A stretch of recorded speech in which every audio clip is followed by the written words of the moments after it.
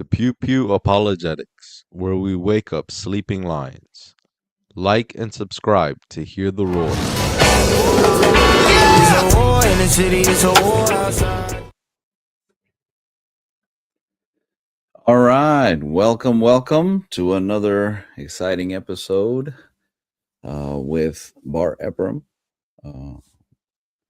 from Bar Ephraim the teacher, and we are excited to be back. We are going to jump right back into Musa versus Moses, the Bible versus the Qur'an, trying to see which one is historically accurate, which one is logically coherent, etc. We're going to jump through this video put out by Towards Eternity, and they have a pretty large following, and that's one of the reasons that we picked it, because they have such a large following. Hoping to break into this group of people that look to these guys as honest and authoritative people, and trying to bring the truth of the Word of God as attested by history and all of the evidences that we have available from this time period. And let me welcome Bar Ephraim and Shalom, turn it over. shalom. Yes. So we'll jump right in, Bar. Sounds good. Let's go for it. Okay, so we made it to about the 11 and a half minute, 11 and 40 seconds out of like a 32-minute video, 33-minute video. Because of all the information that had to be covered, it did take a little bit, and we only made it 12 minutes, right? So Hopefully we'll make it. Yeah. Hopefully we'll make it through. longer. Yeah. Exactly. So here we go. I'm gonna throw this on, and we'll hop right in. All right. Wilderness. Pharaoh said, "Who is the Lord that I should obey him and let Israel go? I do not know the Lord, and I will not let Israel go." in the Quran, Allah is described with names like Lord of all the worlds and Your Lord, names that include everyone. They are universal. But in the Old Testament, the name God of Israel is used, which seems to be specific to one nation. When Pharaoh asked Musa a.s., "Who is your Lord?" he gave him very powerful answers. The responses mentioned in the Quran were direct answers that challenged Egypt's system of false gods. Then came the moment to prove his message. He threw his staff to the ground. Yeah, so this is we ended last time by mentioning this, and I'll just mention really quickly again that in the Bible, Moses specifically says that it's the God of Israel, the Israelite God, that says, "Let my people go." And apparently, our gentleman at he thinks that somehow that is a weak name, a weak argument, but in fact that actually is specifically the exact argument in that context that a prophet of the Hebrew God, the Israelite God, Yod-Heh-Vav-Heh, would need to give to a pharaoh of Egypt, because you need to identify the specific God that you are coming in the name of. If you simply say, "The God, the Lord of all the worlds," that doesn't make sense to someone like this. They're certainly pagan, maybe at best henotheist, but this is a specific God of a specific nation. The reality is, in the ancient world, our God takes sides. And I know that may not be a very comfortable statement for the sort of globalist universalist perspective that is very popular these days, but the reality is the God of the Bible is a one-sided God. You are either on the side of the Lord or you are not on the side of the Lord. And you need to know whose God is the Lord. He is the God of Israel. Amen. So what he is pointing out as a weakness is the intended, what is supposed to be said. And suddenly, it turned into a giant snake. People in the palace froze in fear, their eyes wide open. Then he put his hand into his shirt, and when he pulled it out, it was shining, pure white, like a glowing light. Back then, magic Bro. Yeah, right. You saw what happened in the video? Let's take a Jeez. look again.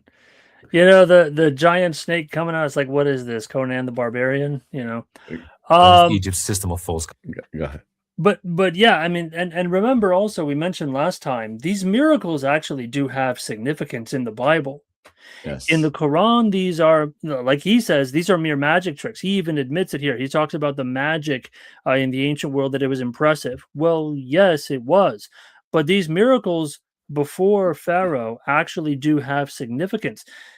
And and before Pharaoh, they are notice that it's only two of the three miracles. And actually in the Bible, it's only the serpent.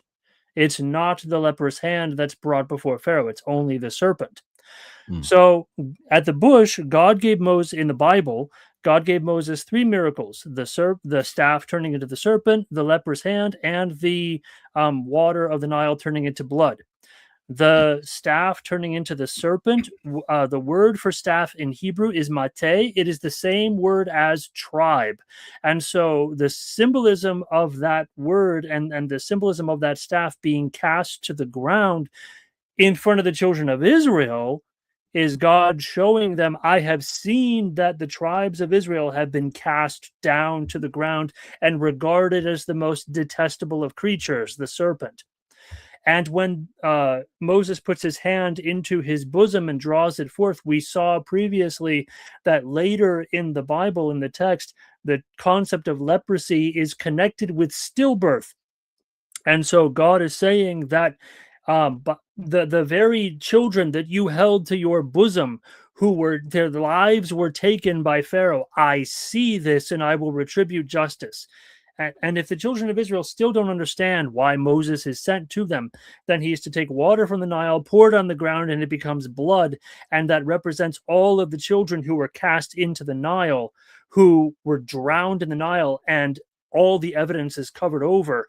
But God is saying, I still see all things, and I will judge Egypt for all the evil that they have done against my people Israel. That is God's message through these miracles to Israel. When Moses comes before Pharaoh, in the Bible, the only thing which he casts before Pharaoh is the staff. Now, why does he doesn't perform the miracle of the leper's hand? He does not perform the miracle of the water turning to blood. That comes later. The reason that it is only the serpent who is presented before Pharaoh, the reason is the serpent. If you know anything about Egyptian pharaohs, anything about Egyptian mythology, the serpent is on the crown of Pharaoh. Wadjet. The goddess Wadjet is specifically assigned as the protector of Pharaoh's throne. And by casting down the staff and by it turning into a serpent, and later on, we will also see that the staves of the magicians of Pharaoh are swallowed by Moses' staff. Actually, it's Aaron's staff. Excuse me. It's not Moses' staff. In the scripture, it's Aaron's staff, and that's very specific. He makes note of this later on in the video. This before Pharaoh, this is a sign to Pharaoh. Your protection is removed. I have power over the very god or goddess that is supposed to protect you. You have no protection. But of course, Pharaoh does not listen. His heart is hard.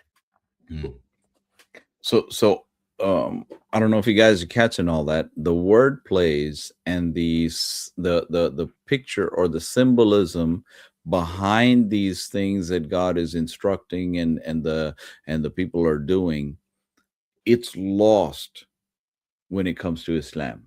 Islam Completely. has no idea. What happens is Muhammad takes these stories from the Jews in the marketplace, sticks it in the Quran, but he has no idea what it's for, what it's talking about. He definitely doesn't catch any of the word plays, any of the linguistic things that are being performed here, right? This is deep on so many different levels, right? In so many different ways, right? And Islam is totally lost. For example, let me show you this video one more time. It just takes another 5 seconds ish. Ground, and suddenly it turned into a giant snake. People in Watch the what he palace does. froze in fear, their eyes wide open. Then he put his hand into his shirt, and when he pulled it out, it was shining. Like what's going on right now? Is this some kind of magic trick that they're doing with the serpent? I mean, what is this? That's exactly it. It's supposed to be a magic trick to represent some kind of power, or as the as Muslims say, or in the Quran it says, quote unquote, clear signs. What clear sign is this? What is this supposed to mean? What is the significance of this? Where is the impact of this kind of imagery presented before Pharaoh? It exists within the biblical text. Now you have to dig for it. You have to go looking in history, and you have to understand and recognize the connections between Egyptian theology and Egyptian symbolism and what's going on in the Torah. So that takes study, because we, in our modern 21st century, we're disconnected from that history. But the people at the time reading the Torah in the Hebrew, they would have recognized it immediately. It would have been blatantly in their faces. Oh, this is why Moses cast the serpent before Pharaoh. He's taking control from Wadjet and telling Pharaoh, I have he has no power anymore. He has no protection anymore. Because God says, remember, this is divine war. This is God against gods. Yep. This is combat. This is literal spiritual warfare going on here. It's not just random acts of magic and, oh, look at this trick I can do. I can make a giant snake appear and make my hand glow. That doesn't mean anything. Yeah. Our book has depth. Our book has meaning. The Quran strips it of that. There is no meaning. Yeah. All right. Pure white, like a glowing light. Back then, magic was what fascinated people the most. So when they saw miracles like these, they were all amazed. However, Pharaoh had an unusually sharp mind and a strong ability to manipulate.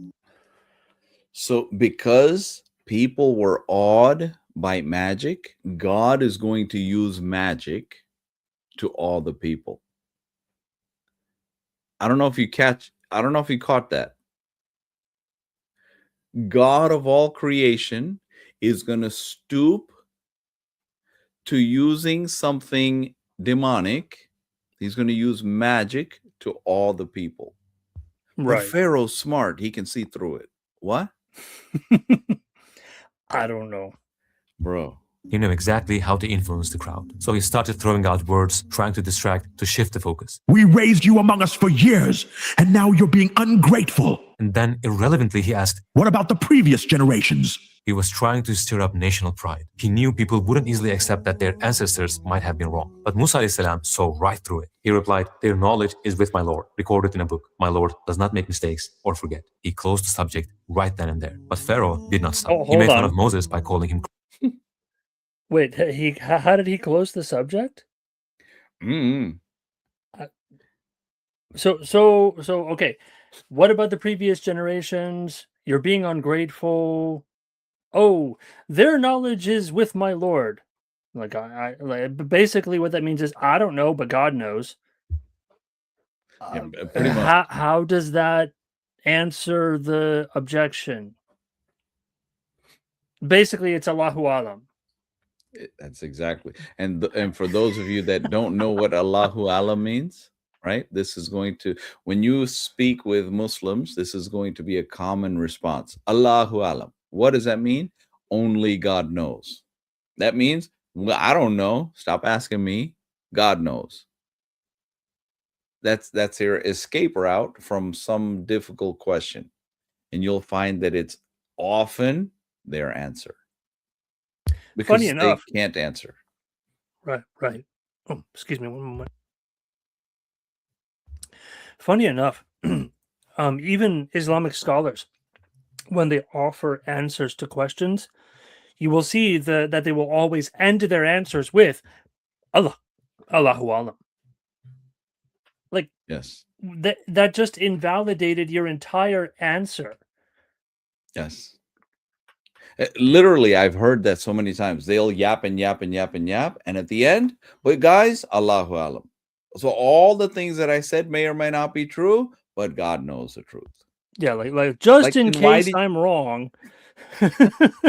Why were you yapping for this long if you don't know that it's true? Like, what does that mean? Crazy. When he saw the miracles, he said, He is indeed a skilled magician and tried to mislead the crowd. then he turned to his chiefs and kept provoking them. He wants to drive you out of your land with his magic. What do you suggest we do? But in reality, Musa alayhi salam only wanted to lead the children of Israel out of Egypt. He had no Pay intention attention to to expel this. the Egyptians from their own land. The Old Testament, however, does not mention any of Musa alayhi salam's miracles or Pharaoh's manipulations in this first meeting. But it does describe one of his sneaky moves, which was to increase the workload of the Israelites even more. If they failed to handle it, he was going to torture them. His plan was to make them believe that Moses had only brought more. Sorry, do you want me to stop? Yeah. Oh, I don't know if you can hear. No, it's okay. So, so this is really interesting, actually. First of all, I'd like to highlight that he specifically says that Moses' purpose here is only to lead the children of Israel out of Egypt, and that his purpose is not to drive the Egyptians out. That's going to get contradicted later on. Secondly, I want to note that he mentions that apparently the Bible doesn't mention any of the miracles that Moses brought before Pharaoh, or this first meeting where Pharaoh tries to manipulate the crowd, so on and so forth. That's categorically not true. Now, the first meeting that Pharaoh has is in Exodus chapter 5, the first meeting that Moses has with Pharaoh. Moses and Aaron, they come before Pharaoh, and they speak before Pharaoh in Exodus chapter 5. And then Pharaoh lays the extra burden of bricks upon the Israelites. Then in chapter 7 is when Moses confronts Pharaoh again, and he comes before Pharaoh and he performs the miracle of the serpent, and the magicians throw down their staffs, and Moses' staff, or actually, excuse me, I keep saying Moses' staff. It's Aaron's staff, because God told Moses to throw down Aaron's staff.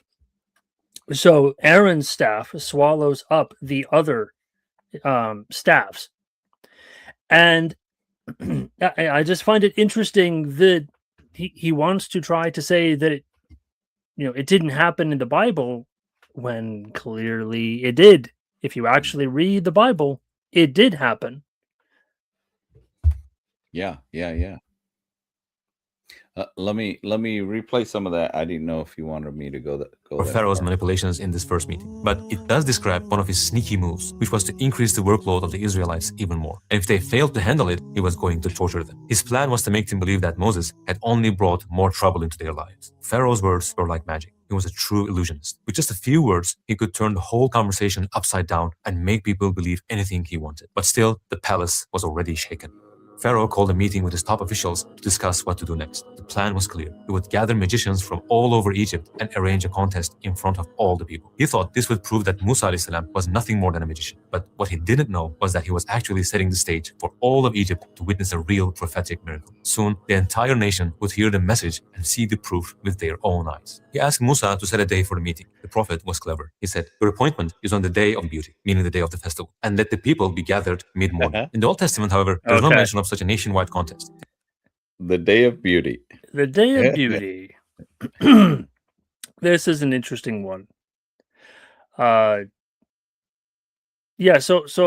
the word in the Arabic that he translates into English as day of beauty is Zeanun. All it means is ornamentation. It means decoration. The day of decorations. It literally just means a festival. That's all it means. It's a decorative celebration. There's no specificity in it. Now, I think in a few moments he's going to try to connect it to something called the Opet Festival. Yes. In Egypt. Now, yes, there was an Opet Festival that did occur in Egypt, and yes, it was a very grand festival. Lasted for several days on end.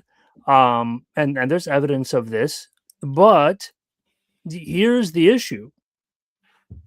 There is zero historical connection between the Opet Festival and this story in the Quran.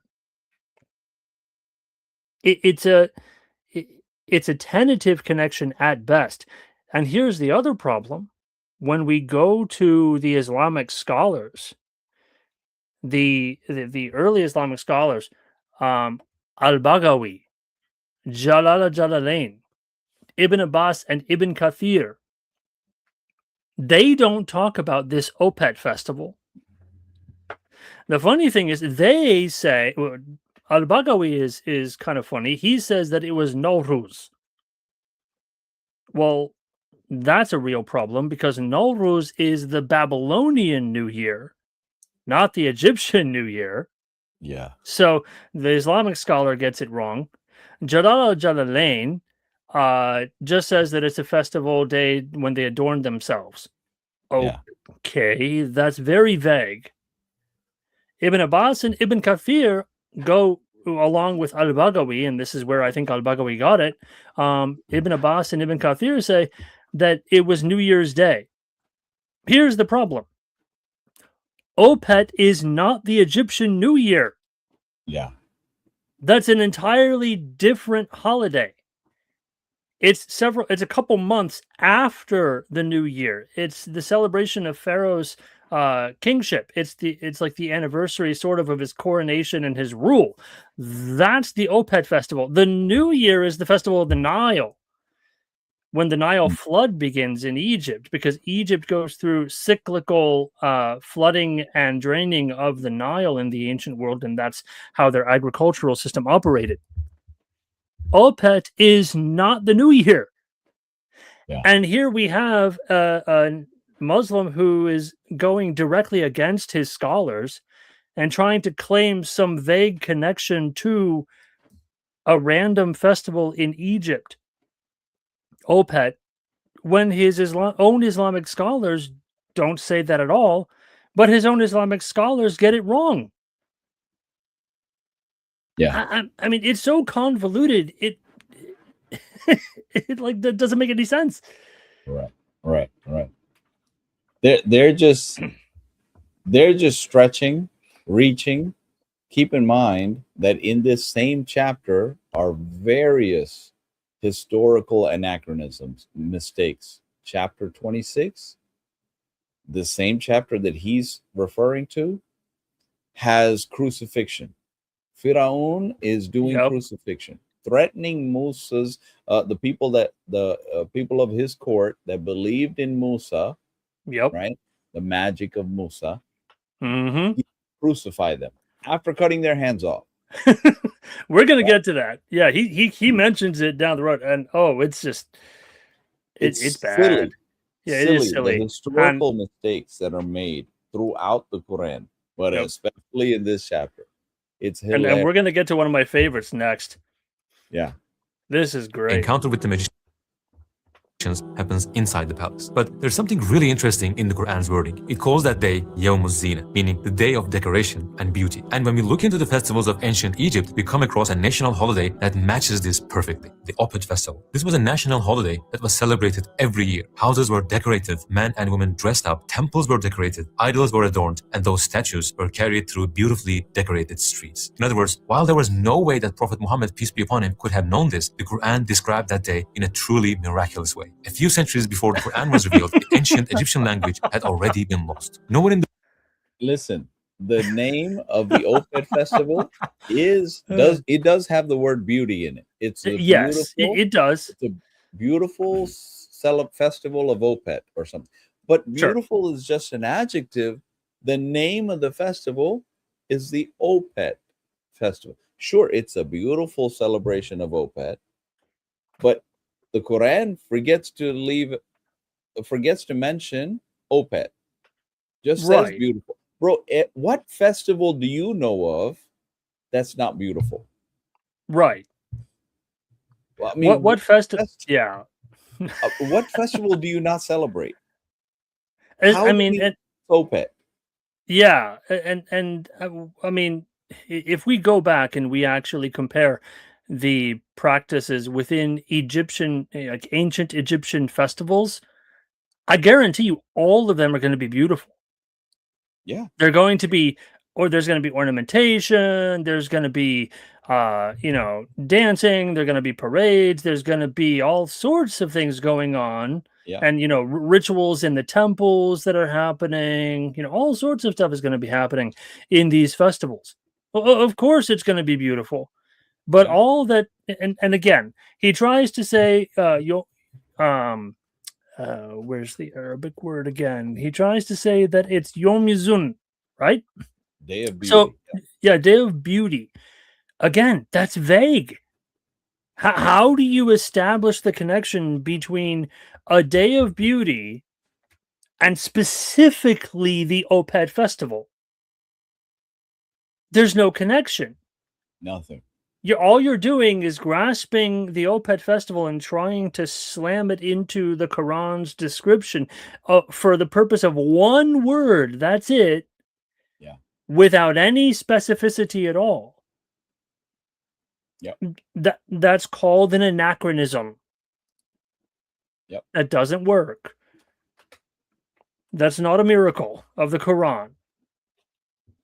Yeah. It's like a fortune teller saying, oh, in maybe, 3 weeks to 6 weeks, you're going to get a new pair of shoes.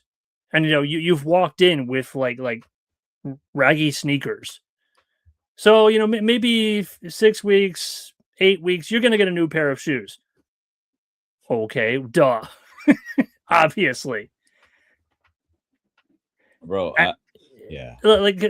See, here's the thing. Our prophetic scriptures are exact. We have names of specific places.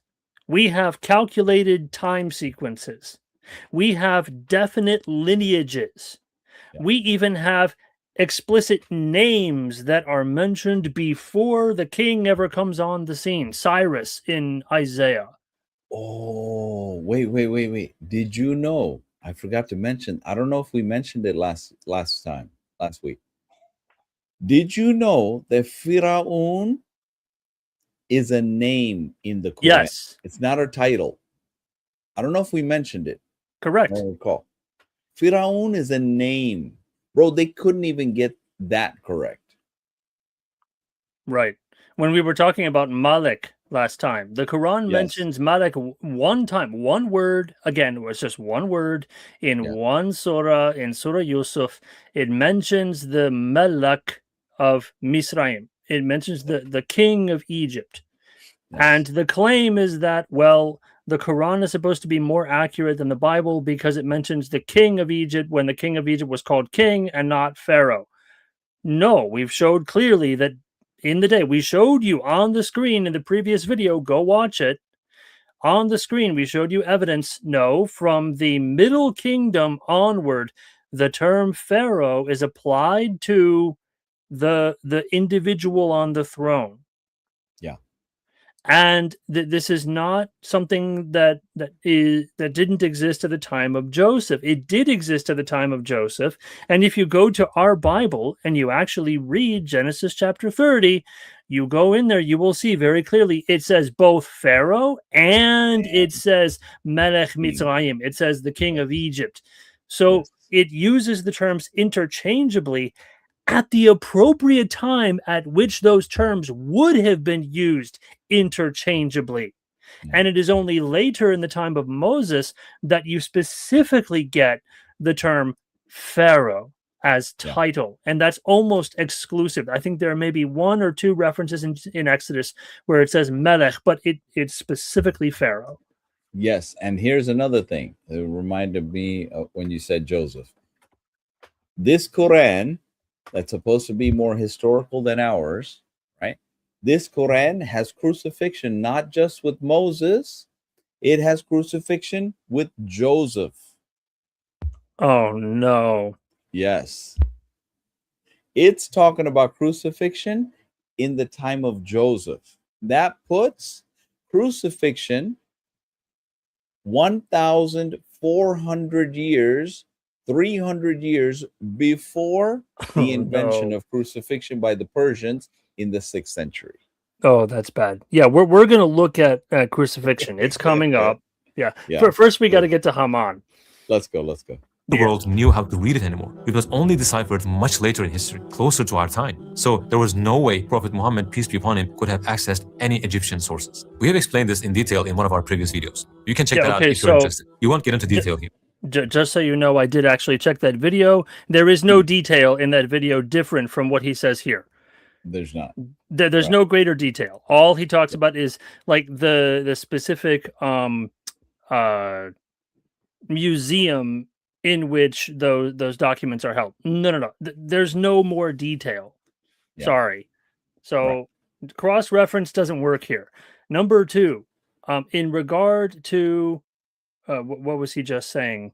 Sorry, can you back it up just a little bit? Because he said something important I want to address. Could have accessed any Egyptian sources. We have explained this in detail in one of our previous videos. You can check that out if you're interested. You won't get.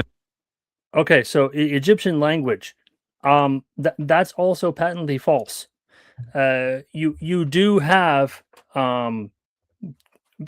by the time of Muhammad, he's somewhat correct.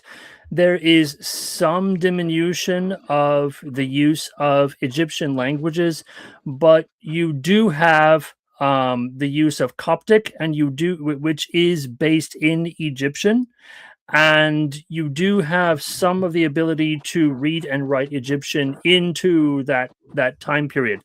It is when you get into the Islamic conquests and the destruction of the Egyptian culture and the advent of the suppression of Egyptian Christian culture under the Islamic conquests that you find the disappearance of the ability to speak Egyptian at that point. Egyptian was already in use all the way up to the Islamic conquests. So what he's talking about here is a complete lie. It's the Muslims that were the ones who were responsible for destroying the access to the ancient Egyptian language. Exactly. The Coptic Christians were speaking and singing hymns to Jesus in the Coptic, in the newer Egyptian language, and there were still scribes who could read the old Demotic. I'm sorry, this is just false. Yeah. Historically false. Right. Islam destroys it and then says, and they say it never existed. Right. They destroy it and they see it never existed. You know, kind of reminds me of excavations in a certain city, in a certain land, in a certain mountain. They find artifacts, they destroy it, and they say, see, it was never there. The Jews were never there. Yes, we were.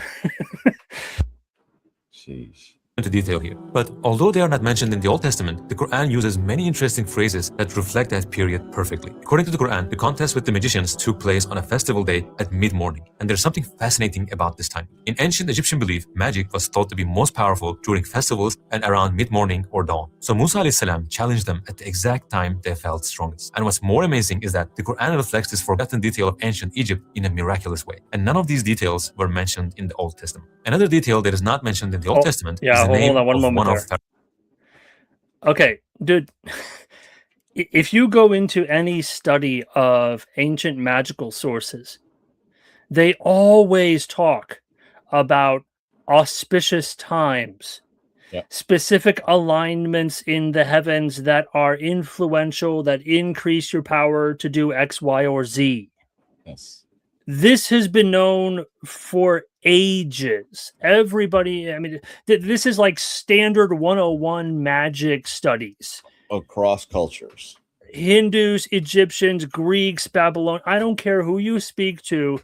Romans, Norse, everybody has perceived auspicious times. And yes, festival days dedicated to specific gods. Of course, you're going to perceive that this is not new information.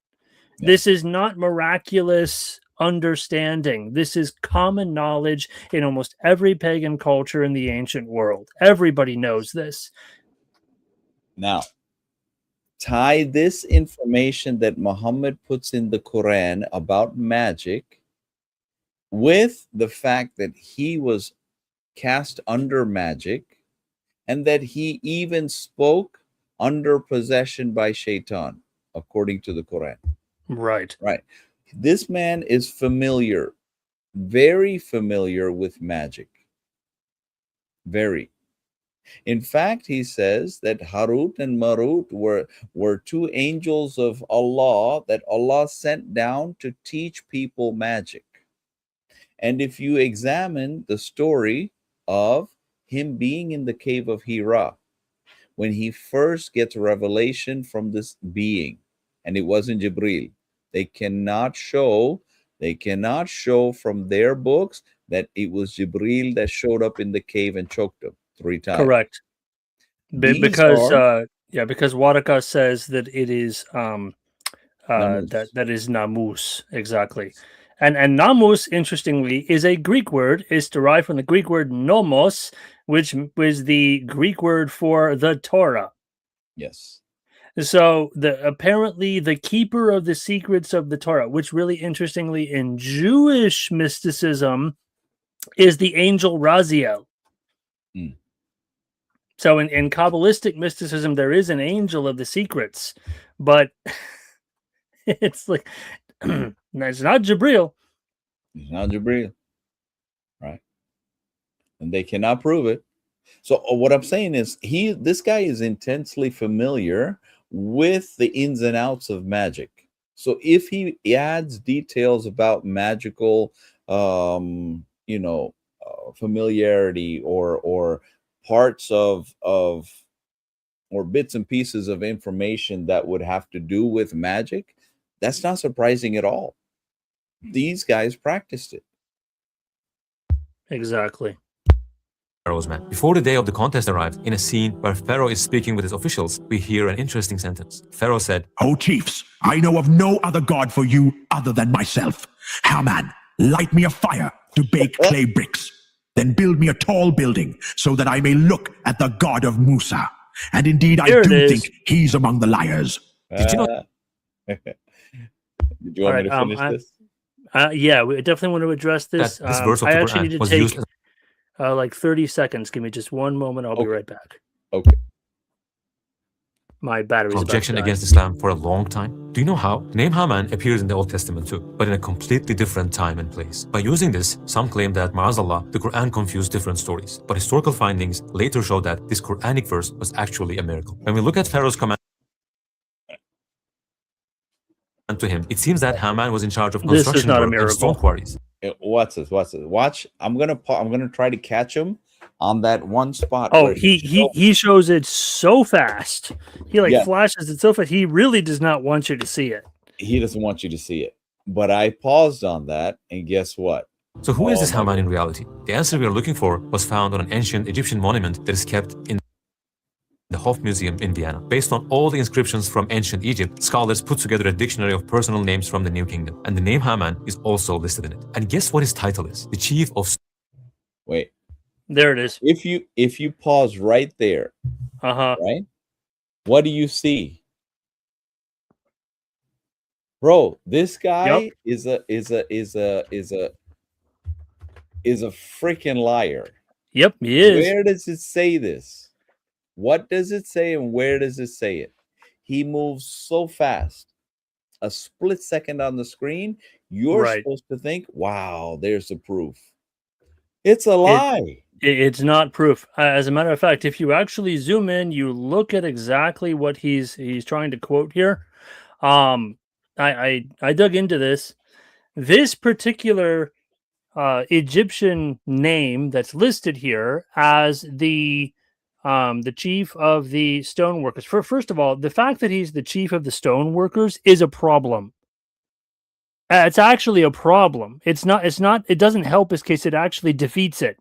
That's the first issue. Second issue is that this name here is actually scratched off from the text that he's trying to read. This is what's called a titular name. So the first part of the name is Haman, not Haman. It is Haman, And then there is a second part to the name that is unreadable. We can't tell what it says actually, because it's actually scratched off from the document. It's literally it's called a lacune. It's a hole in the text, and it literally doesn't exist in the text, so we can't read it. It's punched out. But if you go down to the very next name in the list, the very next name of the individual in the list is Hemenhetep. Hemenhetep. So we know the name Hemen is not a complete name. It's not a complete name. It's a partial name. It's the antecedent to the full name that we don't have access to anymore because it literally is fallen out of the text. Yes.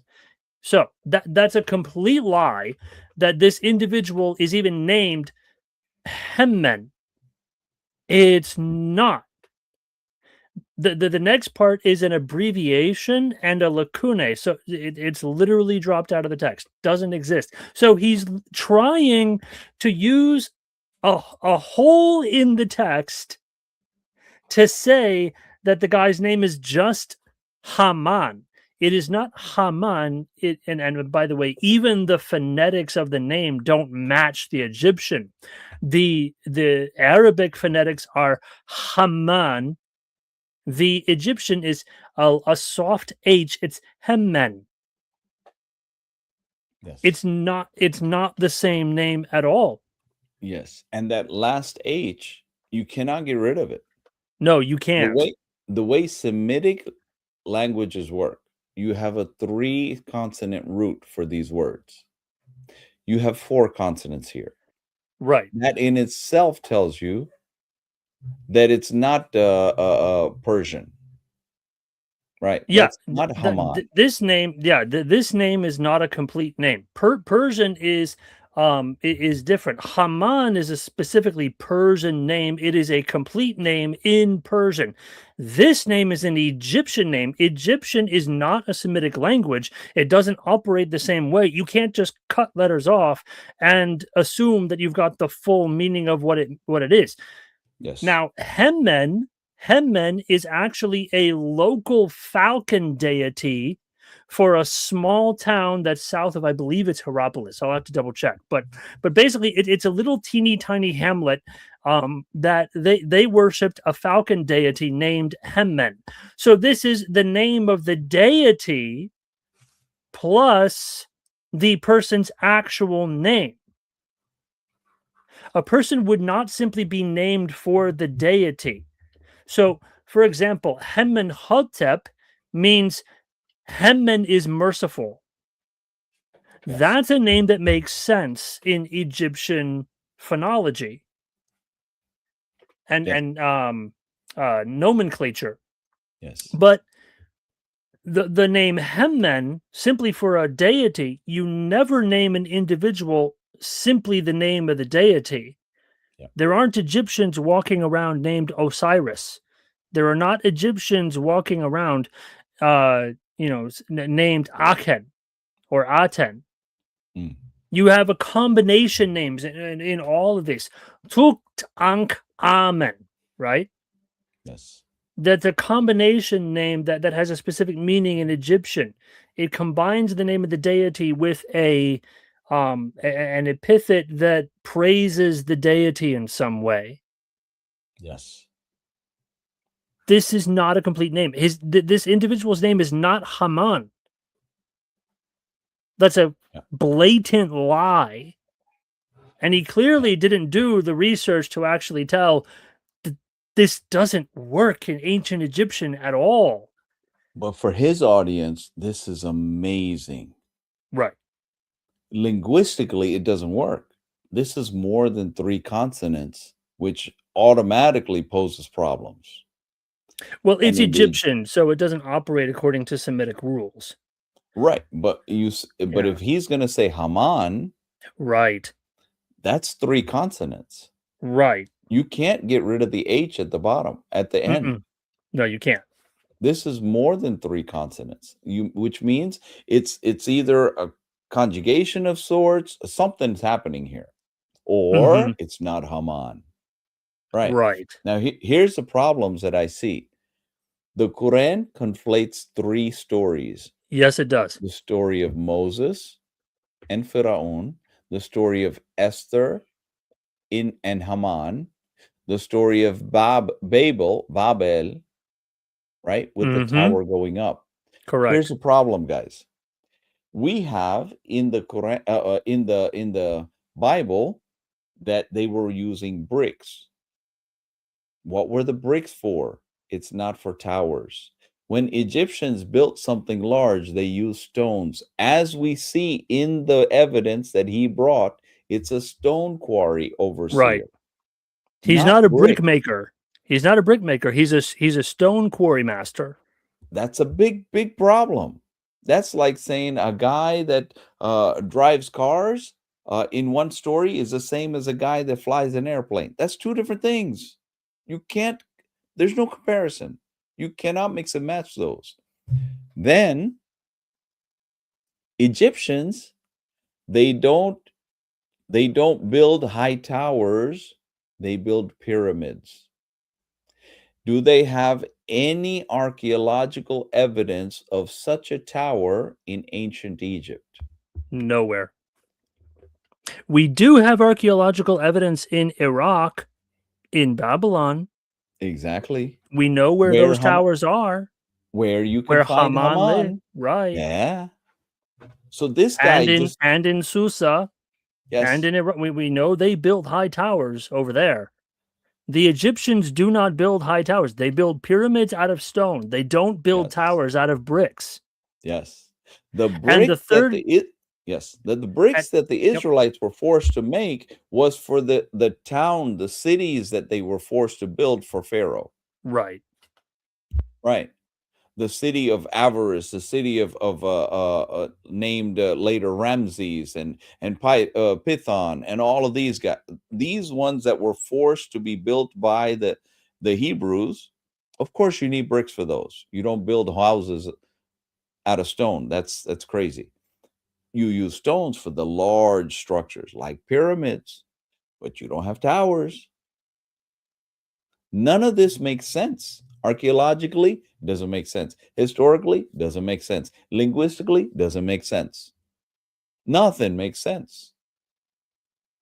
But just because he flashed this little thing on the screen, right? All of a sudden, wow, Christians are so stupid. No, the Christians actually go to the real sources and double check what you're trying to show here. And we find out that you not only are you wrong, you're just blatantly pulling the wool over people's eyes, trying to show this as fast as you possibly can. And I love how he highlights the subscript here. It's like, this is when he highlights the subscript. If you actually go and read that subscript, it will tell you, we don't know who this man's name actually is. It's incomplete. It will tell you right in there. Yeah. And he just glosses right over that.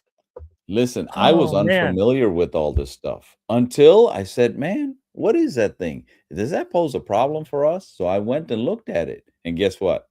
It's a problem for them. Hey, I'm going to post what I just said in the chat. That way you guys can just take it down, because I promise you it's going to come in handy. Somebody's going to say something goofy and you can wrap this around their heads. Pharaoh asked a Persian dude named Haman to build a Babylonian tower in Egypt. And Persians don't exist for another 1,000 years. Nobody's named Haman. So you have a pharaoh living in 1400 BC who asks someone living in 500 BC to build a tower that was supposedly in existence 2500 BC. Bro, like, what's going on here? Exactly. Somebody wasn't paying attention in history class. Somebody was staring at the little pretty girl next in the next seat. And see, this is the thing with our Bible. Our Bible has chronology, and it is consistent in that chronology. It is contained within that chronology. You can read it from cover to cover, and you can line it up with actual, real human history.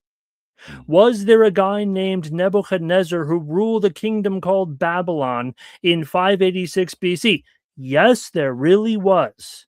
There are no historical anachronisms here. We can go check that out. The Quran, and I said this in the previous video, and I'll say it again, there is no chronology in the Quran. You have to go from one chapter to another chapter and then jump to another chapter 20 chapters later to piecemeal all of this information together. This gentleman is presenting it as if this is all one continuous, clear, unsectioned story, not split up across 8, 9 different separated, unrelated texts in his book. Yes. No, that's not what happens in the Quran. You read the Quran, it switches from one thing to another concept, and you have no bearings at all about what's going on anywhere.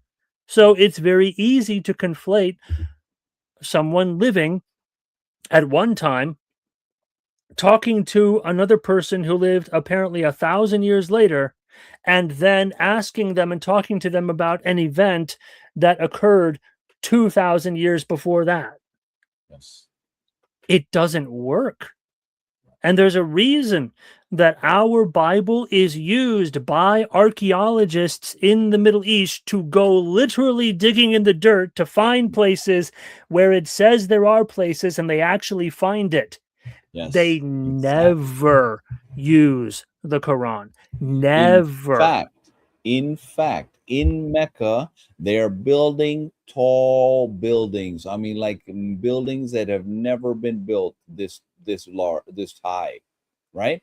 For them to build these high buildings, maybe they're not at the level of the Empire State Building or the or Sears Tower or whatever, but they're massive compared to what used to be there. Now, for them to build it that high, that means they got to dig deep, which means as they're digging deep in Mecca, which supposedly existed from the time of Adam, because Adam fell from the sky, and 60-foot tall Adam walked across from Sri Lanka all the way to Mecca and met Eve, who landed in Jeddah. She walked across and met Adam in Mecca. So Mecca is the first town of human history.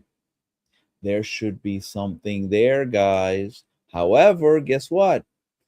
Archaeological digging is forbidden in this silly little town of Mecca. Why? Because if you were to go digging and you find nothing, that poses a big problem, doesn't it? Why would archaeological digging be forbidden in the oldest town of human history? Supposedly somebody make it make town. sense. Yeah. I mean, that's we what don't they're claiming. Right. We don't have any historical mention of Mecca, as far as I'm aware, until I believe it's the late 9th, early 10th century, I think. Yes, not even in the time of Muhammad is there a Mecca. Anywhere on a map, anywhere in writing, nowhere. Inscriptions, nothing. There is no Mecca until about 750 to 800 AD. Stone quarry workers, exactly as the Quran described it, more than 1,000 years earlier than this discovery. Now back to the story. People from all over Egypt gathered in the square, and Musa was about to show the miracle Allah gave him to the entire crowd. The magicians turned to him and asked, Musa, will you throw first or shall we? Musa replied, no, you go first. And suddenly their ropes and sticks seemed to him from their magic that they were moving like snakes. A fear came to Prophet Musa's heart, but Allah was with him. We said, do not be scared. Indeed, it is you who are superior, and throw what is in your right hand, and it will swallow up what they have made. For what they have made is no more than a magic trick, and magicians can never succeed wherever they go. Musa hold on just a moment. I thought he just said that Allah was using magic to impress everyone. That's what it sounded like to me. It sure sounded like that. So is Moses a magician, or is Moses not a magician? What's going on here?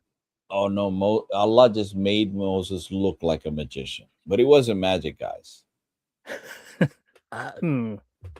Okay. Magicians were terrified. The staff had turned into a giant snake and it began to swallow all of their fake small snakes. They were skilled magicians, so they knew what was magic and what was real. They fell to the ground in prostration and declared their faith. That morning, they had left their homes with completely different thoughts, but now they were in a completely different state. Before the contest, the magicians had asked Pharaoh what reward they would get if they won, and he promised them that they would become among the closest to him. This was a huge privilege because Pharaoh had built a system where he practically had his own fake paradise and hell. Those who pleased him were living in luxury, and he kept whoever he wanted living in the worst conditions. Pharaoh said, How dare you believe in him before I have given you permission? This must be your master who taught you magic. I will certainly cut off your hands and feet on opposite sides and crucify you on the trunks of palm trees. You will There it really is. see whose punishment There it is. As you can tell, this is one of our favorites. This is just so. Oh, Okay. I guys. don't have polite words to speak about this. This is not. These Intelligent. guys are silly. Okay. The word, and when you mention this to a Muslim, they will try to wiggle out by saying, actually, guys, it doesn't say crucify. That just means that they're going to nail them hang them by ropes from a tree or some silly thing like that, right? They're going to try to wiggle out any which way. Now, here's the problem. The word that is used there, salb, is specifically for crucifixion. It doesn't talk about impaling. It doesn't talk about hanging them from their neck. It doesn't talk about hanging them from their hands. It doesn't talk about any of that. Salb Those are different is words. crucifixion. Yes, there are other words in use for that. Salb is for crucifixion. Don't let them lie to you. And to prove this, the Quran specifically uses that word, that root word, salb, in reference to Jesus and his crucifixion, or at least as the Quran puts it, the claim that he was crucified.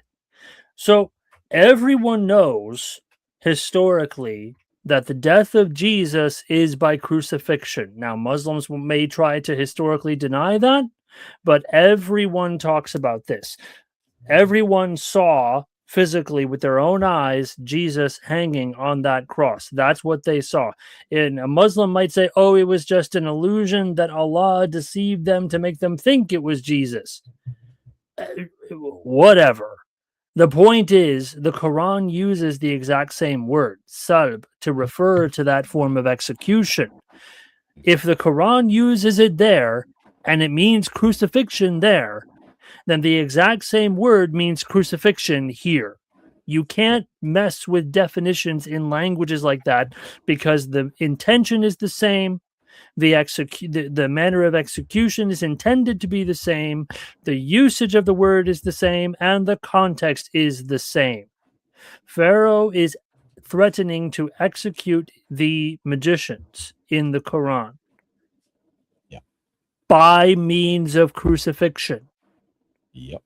So it is a manner of execution instigated against individuals for the purpose of punishment.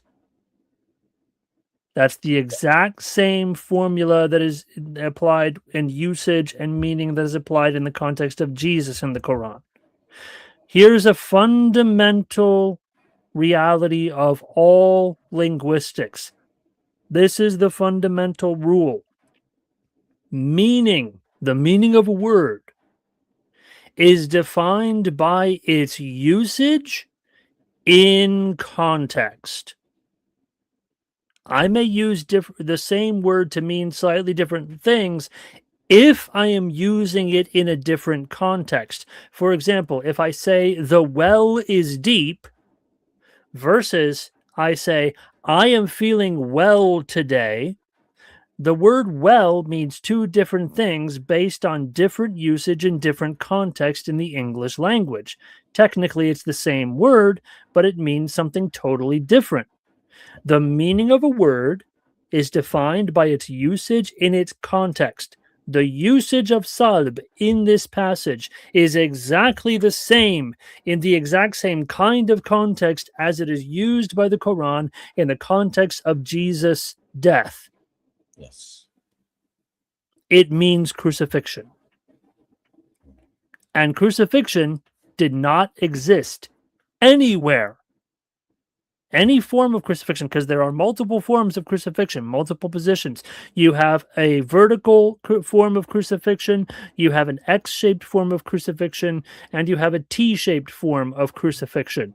Those are the three primary forms of crucifixion in the ancient world. That method of execution does not exist anywhere in the ancient world. The first time that it is mentioned comes from the Behistun inscription. Go look it up. It is the Behistun inscription by Darius, the king of the Persians, in 519 BC. That is Oops. 920 years after the time of Pharaoh and Moses. Oops. Big problem. Yep. Now, here's another thing, guys. You see what it says? I will certainly cut off your hands and feet on opposite sides and crucify you on the trunks of palm trees. Okay. Now, here's what I want you to look at. You see this right here? This is a skeleton of a arm, obviously. This right here, where you see the red arrow, that's where the nail would be placed in order to hang a person from the tree, from a piece of wood, whatever. X-shape, T-shape, straight up, whatever. It doesn't matter. You have to place the nail right here where the arrow is.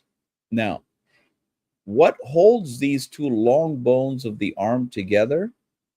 The As hand. the nail, yeah, as the nail is exerting pressure in between those two bones are the tendons, ligaments, and bones of this hand. Now, if you cut that hand, right? If you cut that hand where that red line is, there's nothing holding those two bones together. The nail will rip right through in between those bones, through the flesh, and the body will flop off the cross. Now, the Muslim will say, well, you know that, so what? Let him flop. The whole point is just to punish them. No, the whole point of crucifixion is to extend the suffering and time of death because of suffocation. The whole point is asphyxiation. The whole point is to keep the man from dying quickly, but to die very slowly, fighting for his last breath. That's not made possible if the body does not hang from the hands and it flops. Nobody's suffering for breath here. The guy will flop there for days.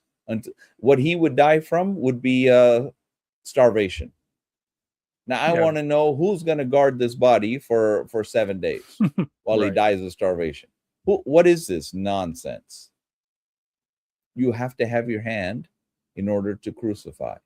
Right. Without the hand, no crucifixion. But Muhammad didn't pay attention in biology, anatomy, physiology, nor history class. He was busy looking at the pretty girls next to him.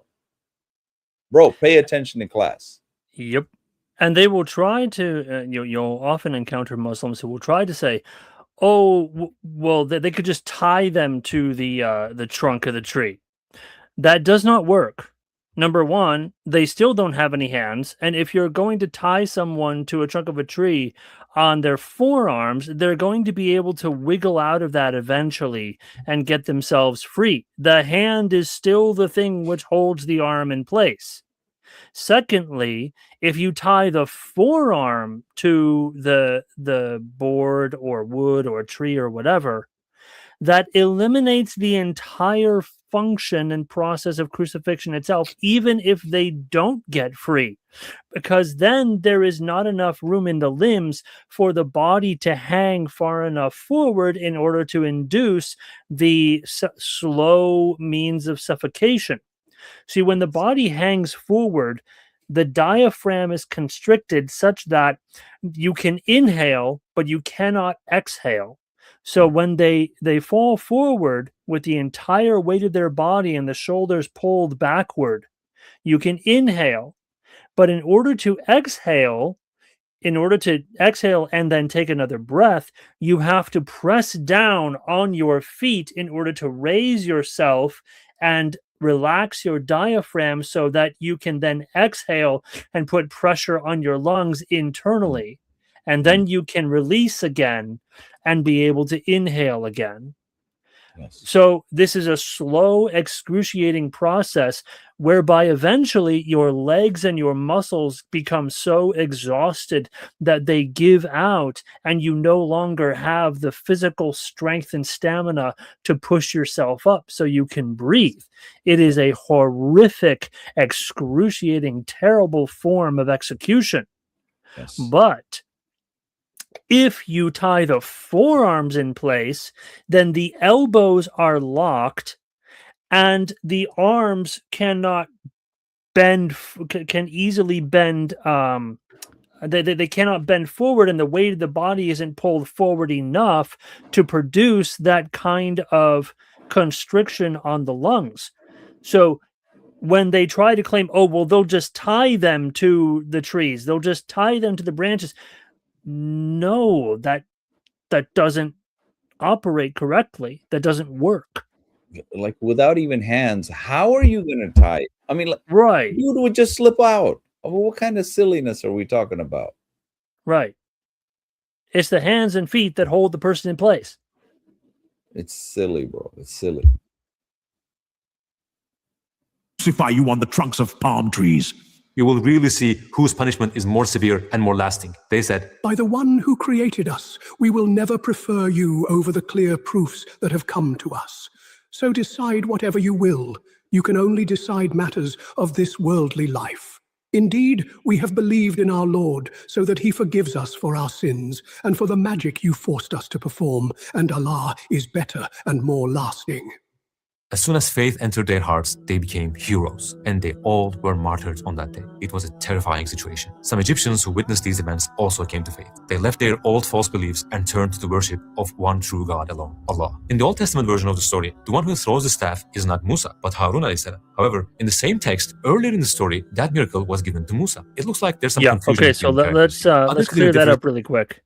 Let's clear that up really quick. So Okay, silly. first of all, yeah, it's very silly. But if you actually go to Exodus chapter 7, verse 9, it says, Then Adonai spoke to Moses and Aaron, saying, When Pharaoh speaks to you, saying, Show a miracle for yourselves, then you shall say to Aaron, Take your rod and cast it before Pharaoh, and let it become a serpent. So as I explained at the beginning of the video, this is a different intent. It's a different miracle than the one given to Moses at the bush. The one given to Moses at the bush is intended for the Israelites to demonstrate to them the mate, the staff, the tribe. It means both in Hebrew. The word mate means both staff and tribe. And so when he casts the staff, the tribe, to the ground, and it becomes a serpent, the specific meaning is the sign to Israel that Israel has, as the tribes of God, have been cast down, and they have become detestable in the eyes of the Egyptians, and that's exactly what the scripture says in Exodus chapter 1. That maintains consistency of meaning. Now, before Pharaoh, it's God who tells Moses to tell Aaron to take his rod and cast it before the magicians, before Pharaoh, and it becomes a serpent. And like I said previously, this is signifying to Pharaoh your protection afforded to you by the serpent upon your very head is removed from you. My God has power over the goddess that supposedly protects your throne. Yep. You have no power. That's the message. Again, our book has meaning. What meaning does their book have? What depth? What significance? What interconnection? What historical correspondence to the beliefs of the Egyptians? Nothing. Where is it? Nothing. He just heard stories at the marketplace, ran home, put it in the Qur'an. That's why you have silly mistakes like Haman from 1,000 years later shows up in Pharaoh's court. And Pharaoh is building big towers with bricks. Like, where did this ever happen? What is this? In the Old Testament are the event is not public and there's no mention of the magicians embracing faith. Also in the Old Testament, the focus is not on saving the people's eternal life. It's more about saving the children of Israel's temporary worldly lives. After that day, Pharaoh became even more brutal. He started taking baby boys from their mothers again. By forcing the Israelites to work under even harder conditions, he had achieved what he wanted. In both That's another problem here. In the Quran, in one chapter, it has the killing of the children at the time of the birth of Moses, and then in another chapter, the chronology is flipped, and it is after Moses comes to Pharaoh that Pharaoh kills all the babies. So the Quran actually can't get its own chronology correct. There's one chronology in one chapter, there's another chronology in another chapter, and they conflict with one another. This is why he has to say, quote unquote, again. The Quran never says again. It just says that Pharaoh started killing the children, unaliving the children. Sorry. But this doesn't work.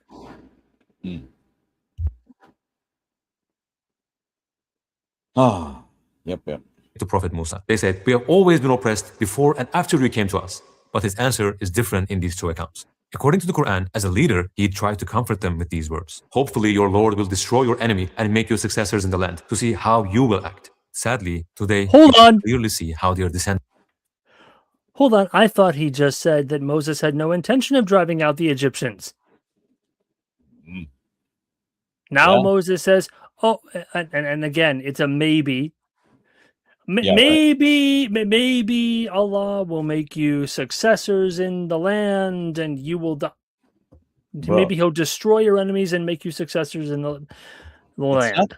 It's not just Moses saying maybe. It's Allah saying it's maybe. Allah saying maybe. Allah literally prays to Allah to forgive Muhammad's sins. Like, what is, somebody make it make sense. Here's what he says: may Allah forgive your sins. Like, if I'm PewPew and I'm telling Bar Abram, I say, Bar, may PewPew buy you dinner. Like, what the heck does that mean, bro? Somebody make it. I don't know. It There's doesn't. no It doesn't definite nothing here. Everybody's maybe. Muhammad's maybe. Perhaps Moses Allah maybe. will. Maybe Pharaoh will repent if you speak to him nicely. Maybe.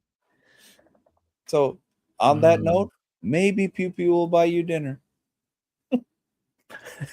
Have gained powerful positions in the world and what they have been doing with that. I think there's no need to say more about it. According to the Old Testament, however, Prophet Musa was not the one influencing his people. That was a cheap shot. That's just low. That was a cheap shot. Nobody wants. Yeah. That was but we're not going to talk about it. Right. Oh, man. Yeah. One who was influenced by them. And so he spoke to God in a defiant tone. Moses returned to the Lord and said, why, Lord, have you brought trouble on these people? Is this why you sent me? Ever since I went to Pharaoh to speak in your name, he has brought trouble on these people, and you have not rescued your people at all. Compared to the maturity expected from a prophet, don't you think this reaction seems impulsive and immature? Musa patiently kept calling Pharaoh to think. No, it does not seem impulsive and immature at all. That seems like a prophet, a man coming to the Lord of all creation and saying, help me out here. You said that this is what you would do for your people, and now Pharaoh has made it even worse for us. How? What? This doesn't make sense to me, O Lord. Yeah. And notice, if you read the scriptures, the Lord doesn't rebuke him for this. Right. The Lord says, now you will see what I will do to Pharaoh. Yeah. And here's the important part. He says, for I will judge their gods. Yes. I will judge all the gods of Egypt. Yes. Now, this video here, we're about to look at the plagues. The Quran explicitly only mentions 9 plagues. 9 plagues. Yeah. Not 10, 9. It leaves the last one off. Mm. It does not mention Wonder the why. final plague. Why? Because that final plague in the scriptures and the Bible is the whole point. It is the focal point, the crux of the entire story. Yeah. The Passover. You want to tell me that the Jews have been celebrating the Passover for the past 4,000 years. This is the entire foundation of Judaism, one of the major religions on the earth. The Jewish people have been celebrating the Passover for 4,000 years, and the Quran just completely leaves it out, does not even touch on it, doesn't mention it, doesn't mention the death of the firstborn, doesn't mention the lamb, doesn't mention the destroyer, none of it. And this is why he brings up the Ipuwer Papyrus. Bro, when he comes to the Ipuwer Papyrus, that's our evidence. That's biblical evidence. We use that. They stole that from us. Yeah. We use that. They got that evidence from us. Exactly. I'm sorry, you cannot use our sources to try to validate your Quran when the Quran doesn't even get all the plagues correct. And I think intentionally, I don't know if it was intentional, but I think it was intentional that the writer of the Quran, whoever it was, thoroughly erases the most significant spiritual event of this whole narrative. Yeah. Just gone. Right. Nowhere. Right. Ladies and gentlemen, for the people who are listening, if you have never been to a Passover Seder, to a Jewish Passover celebration, I strongly encourage you to go, to attend, to observe it, to learn from it. Especially if you can find a local Messianic synagogue and people who can actually explain the context of this celebration in reference to Jesus, in reference to the Messiah, and how all of these parallels tie together and fit into God's redemption through the Lamb of God who takes away the sin of the world. Please, I encourage you, go find it. You will be astounded at the depth, at the power, at the symbolism, at the meaning. Every little detail down through the line, Messiah fills it full to meaning with overflowing. It is profound. It doesn't happen anywhere in the Quran. Yeah. Right. To deny the truth, Allah kept sending disasters upon his people. Floods, locusts, lice, frogs, water turning to blood, drought and famine. Even today, we can see these disasters in a written record by an Egyptian who lived at that time. It's a document called the Ipuwer Papyrus, which is kept in the National Museum of the Netherlands. Let's have a look at it. Some of its lines are really surprising. Indeed, the river is blood, yet men drink of it. Men shrink from human beings and thirst after water, meaning everyone stays away from others and they are desperate for water. Forsooth, indeed, that has perished which yesterday was seen. The land has been drained and left in ruin, like a field stripped of its flax. Upper Egypt has become waste. The entire palace is without its revenues. To it belong by right wheat and barley, geese and fish. All animals, their hearts weep, cattle moan. Forsooth, grain has perished on every side. For 9 days there was no exit from the palace, and no one could see the face of his fellow. The land is without light. Pestilence, meaning plague, is throughout the land. But none of these trials made Pharaoh or his people change their ways. The time had come to leave Okay, Egypt. By pause Allah's it for a command. moment here, please, because he just runs through these as if they have no significance, and this is supposed to be historical. Yes, the Ipuwer Papyrus is good evidence to show that the plagues of Egypt did in fact occur. And Christians and Jews have been using that to support the biblical narrative for decades now. I don't know if we're allowed to give plugs for other content, but if you have the opportunity to go watch a movie called Patterns of Evidence, Exodus, it does a fantastic job of laying out the evidence for the biblical account of the Exodus from Egypt, and looks at many historical discoveries and evidence that has come to light in recent years. Now, I don't want to focus so much on the historical significance as much as the theological significance of these plagues. Like I said, in our text, in our Bible, miracles are not performed simply for the sake of demonstrations of power. They have theological and they have social and relational impact and meaning to the people and before the people that they are performed. So when a miracle is performed, when a plague is brought against a nation, the manner of that specific plague is brought in a specific way to teach a specific lesson and speak a specific thing to that people. When God brings the plagues, he specifically says, I will judge the gods of Egypt. Right. And if we observe Egyptian theology, we look at the gods of Egypt, what we find is that there are perfect parallels between each of the plagues and the greatest deities of Egypt.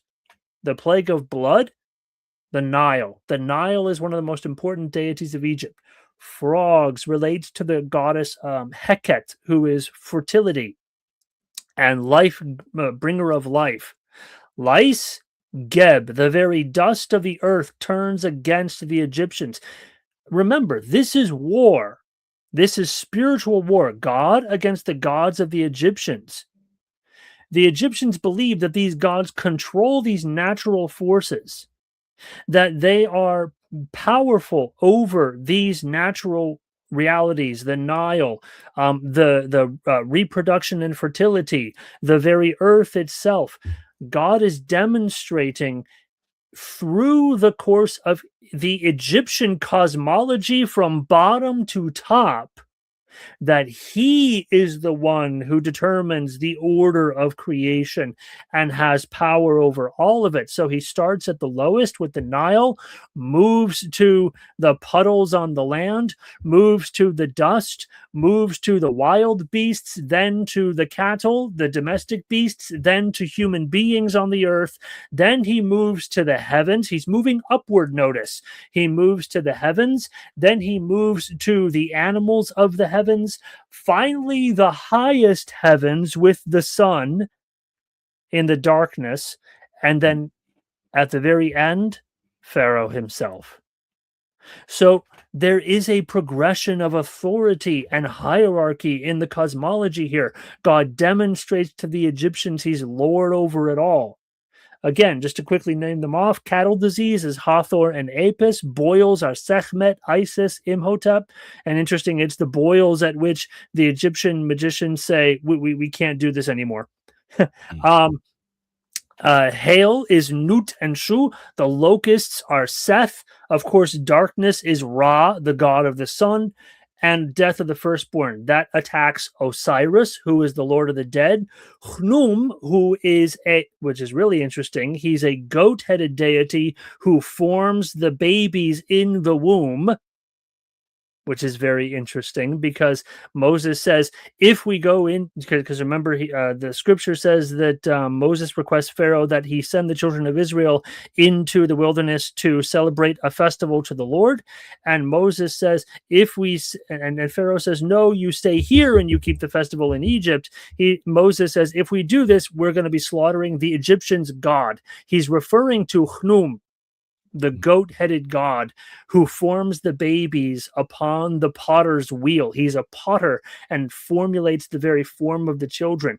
It attacks the firstborn, the one over whom Chnum has authority. And finally, of course, Pharaoh himself with his firstborn.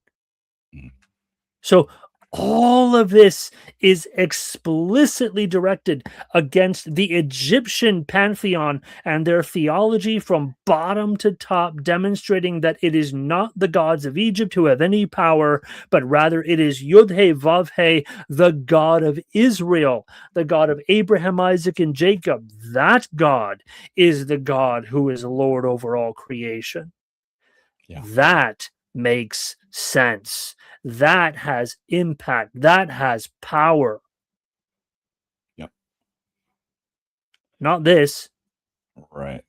And here's the other thing. He says, now it's time for the children of Israel to leave the land of Egypt. And they just leave. In the Quran, they just leave in the Quran. If they could have left at any time, why didn't they? If they could have just escaped in the dead of night, why didn't they just leave? No, we're talking about 2 to 2.5 million human beings across the entire stretch of the kingdom of Egypt from north to south, and all of them are leaving in the dead of night. Really? That doesn't make sense. That doesn't make any sense at all. Yeah. Right. Prophet Musa gathered the Israelites and secretly led them out of the city during the night. When morning came, Pharaoh realized that they were gone. Not a single trace was left, so he knew they had escaped. He quickly called his army together. Just think of this, guys. A whole nation secretly leaves the country. Like, how does this happen? Okay, if you tell me one guy snuck out, okay, or maybe a family stuck out. Bro, you're telling me a whole nation of people left the country and nobody knew about it. Right. Like, how stupid do I need to be to believe this? I mean, there are arguments among scholars over the exact number, but if we just go by the biblical numbers say there are 600,000 standing men at arms. That's standing men, not including women, not including children, not including old. If you multiply out the numbers, we're talking close to 2 to 2.5 million people just randomly walking out quietly and vanishing in the night, and nobody noticed. There are no guards on patrol. Listen, there are no soldiers keeping watch. What? Crazy. I don't know if you guys are familiar with Hurricane Katrina or Hurricane, I forgot the other one. But these hurricanes came through the Gulf of Mexico, well, now the Gulf of America, came up and slammed into Houston, Louisiana area, right? At that point, all of Houston was evacuating and making their way up to Dallas, among other destinations. But most of them were headed to Dallas. Bro, they were stuck on the road for days on end. Why? Because everybody was going. Now, imagine you don't have cars. Imagine it's not 600,000. It's just 100,000. Right? Well, don't forget flocks, herds, cattle, sheep, goats. I mean, all this stuff, provisions. Yeah, like the the head of the house would tell the people in the family, "Hey guys, don't make any noise, and make sure you tell the cow, don't make any noise, and the goat, don't move, no mooing, no bleeding, no black, no chicken nothing, clucking." Nope. Everybody, we all know.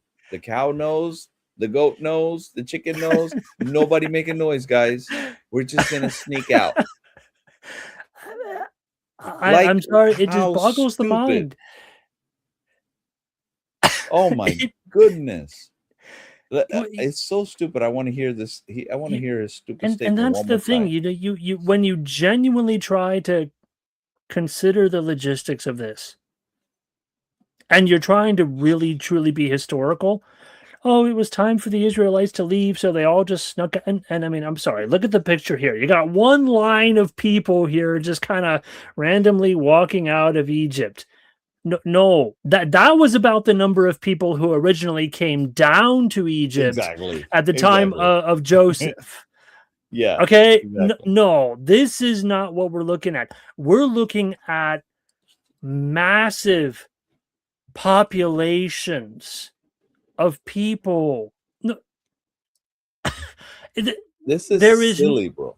It's completely silly. There is no way that that's going to escape the notice of the Egyptian military, Pharaoh, anybody. The only way it's going to happen is exactly the way that the Bible says that it happened. That the land was so devastated that there was not a house where there was not one dead, and the entire family of every Egyptian household was in deep mourning because their children were killed. By the way, this is not an injustice of God. This is not an injustice. Remember what I said in the first video. When the children of Israel were in Egypt and Pharaoh ordered his people, not his soldiers, his own people, the whole Egyptian population, to take the Hebrew babies and throw them into the Nile, to literally commit infanticidal genocide against the Hebrews. Our God is a God of perfect justice, and he retributes measure for measure. So when God finally, after giving chance and opportunity to Pharaoh to allow the children of Israel to go, finally at the end, God says, now it must be measure for measure. The time has fully come.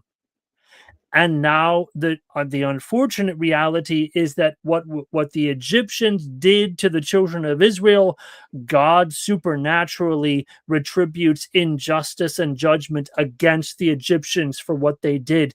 And every household lost their firstborn child.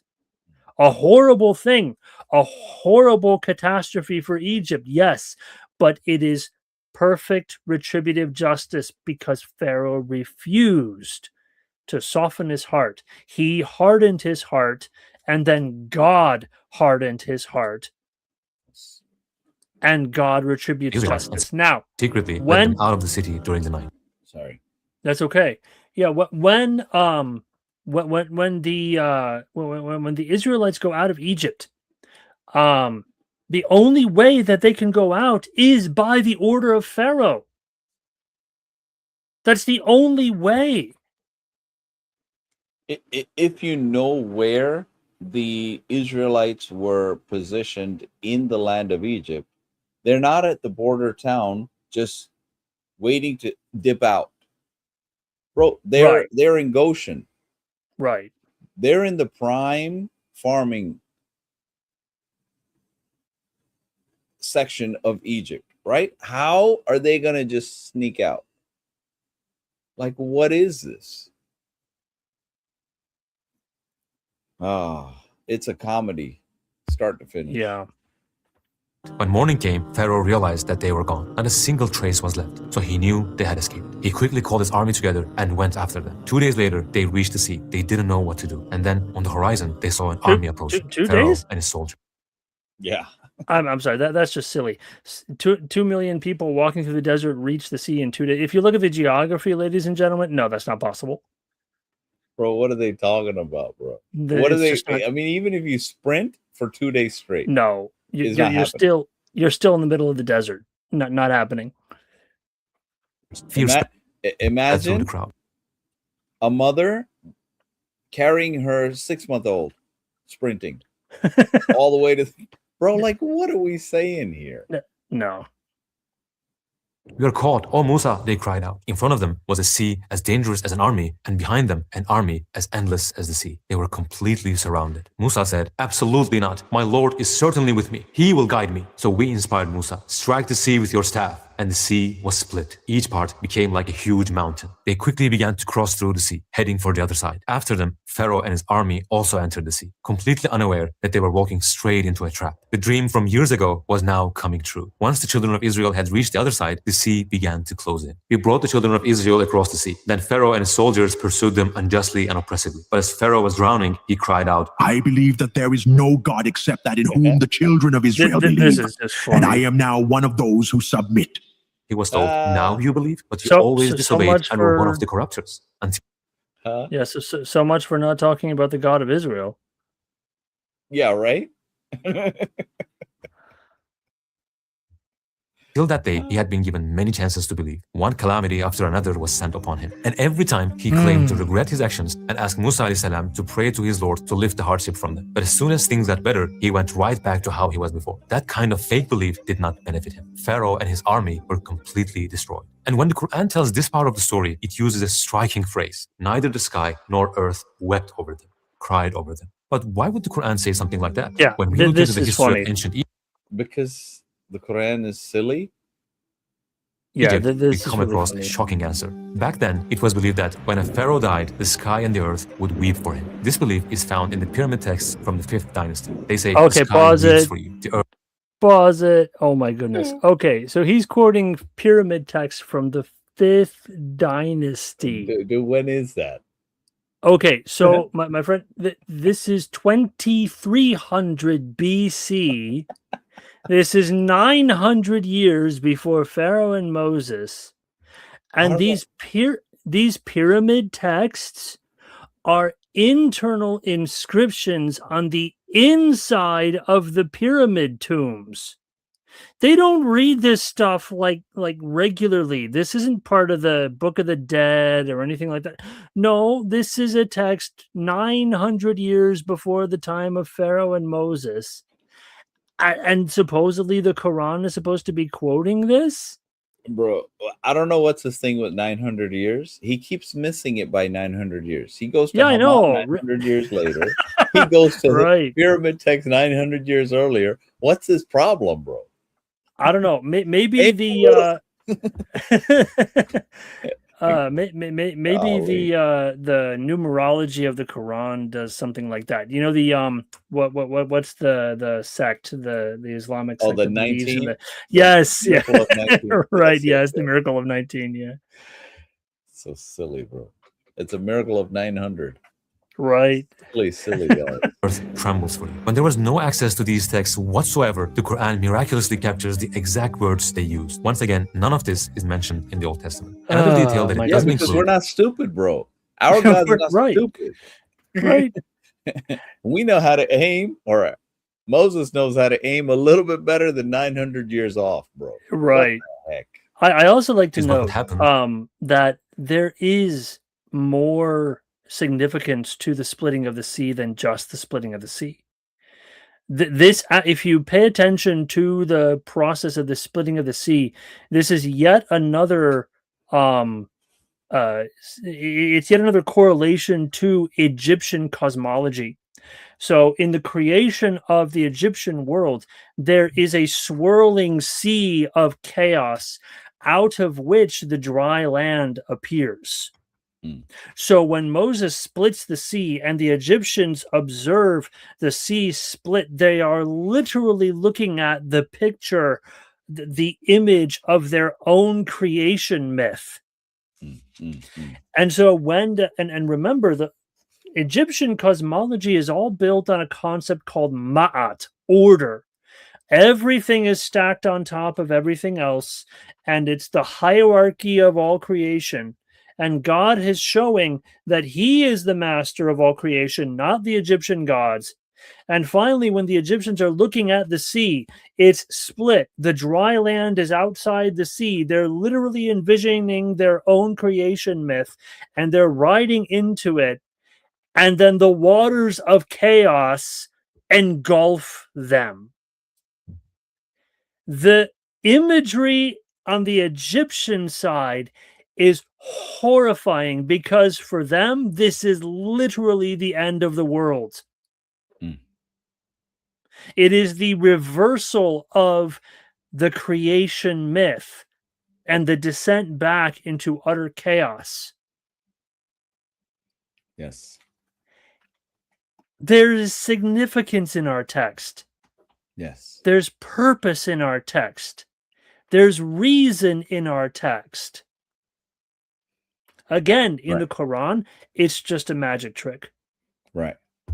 There's also another conflation of stories here.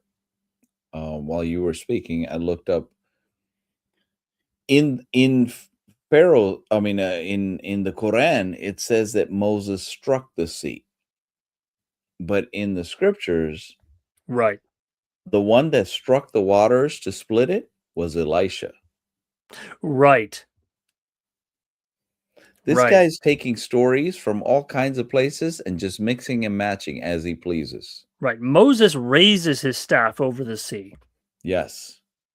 It's Elisha that took the mantle of Elijah and struck the river Jordan to split Right. it. Mm-hmm. There's no striking with Moses. Right. This guy can't get one story straight, bro. Not one story is straight. Of Pharaoh's body. In the 92nd verse of Surah Yunus in the Quran, Allah says that He would preserve Pharaoh's body as a sign and lesson for future generations. Oh, and what's truly remarkable is that two discoveries This is exactly funny. match this verse. Here's the first one. In 1896, during archaeological research in Egypt, 6 bodies were found washed up on the shore in the Gebelian area about 4 kilometers south of Thebes. This was shocking because these bodies were from centuries ago, yet they hadn't decayed. And here's the most striking. From centuries ago. Bro, What? how about millennia ago? Yeah. Yeah. Huh?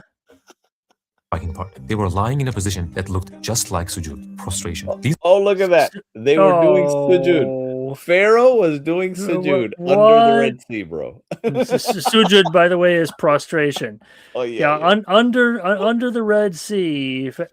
Oh, man. You know...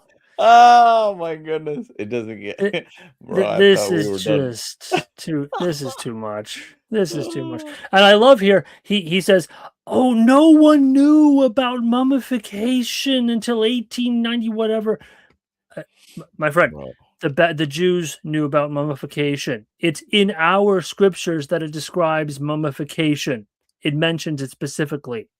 The Babylonians knew about mummification. The Greeks knew that the Egyptians did mummification. The Romans knew that Egyptians did mummification. The Arabians also knew that the Egyptians did mummification. As a matter of fact, the very word mummy comes from an Arabic word mummiya, which means the wrapping of the body and its preservation. It's an Arabic term. Yes, everybody knew about mummification. They didn't just suddenly discover it out of the blue.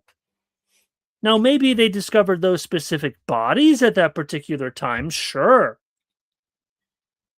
But everybody describes it. It's all over the world. Can you guys look at this right here? It may be too small for you to see on like a phone screen. Do you see what that says? 5,500-year-old brain? Bro, does that line up with, I don't know, Pharaoh? Is this Pharaoh doing sujood under the Red Sea?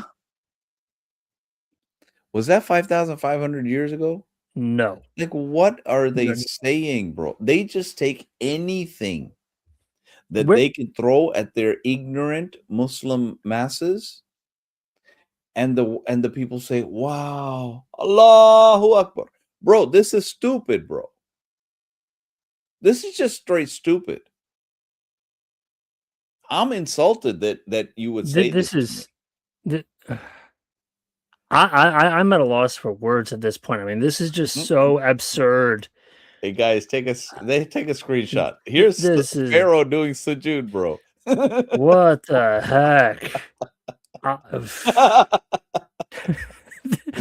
This is Oh unbelievable. my goodness. Bodies were taken and are now displayed in the British Museum in the UK, where hundreds of people now see them every single day. Even Wow. though they weren't mummified, they ended up in such rare conditions that their bodies had been preserved for centuries. This is the first theory about Pharaoh's body, but the second one is what makes this Quranic verse truly undeniable. So what is it? Starting in the 19th century, archaeologists began to discover pharaoh mummies in different parts of Egypt. Today, all the pharaohs who are believed to have lived during the time of Prophet Musa are being displayed in museums all around the world. Wait, So, wait, his wait. body Hold was on, hold found on, hold the on. All the pharaohs that were supposed to let's back it up and let's take a look at those Except- pharaohs.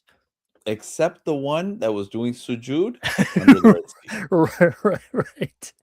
right. Let's take a quick look at these pharaohs. What is it? Starting How in the many 19th pharaohs are supposed to have lived at the time of Moses? What? century, archaeologists began to discover pharaoh mummies in different parts of Egypt. Today, all the pharaohs Okay, Tutankhamun. Was that at the time of Moses? No.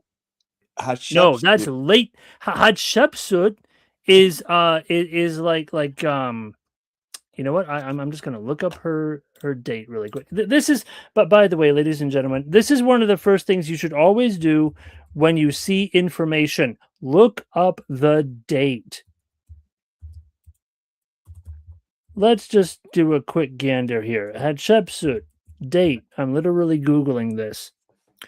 The date for Hatshepsut. Bro, he just saw some mummies. Okay, date for Hatshepsut is 1479 BC to 1458 BC. Okay, that's a little bit after the time of Moses. All right, so not the same time period.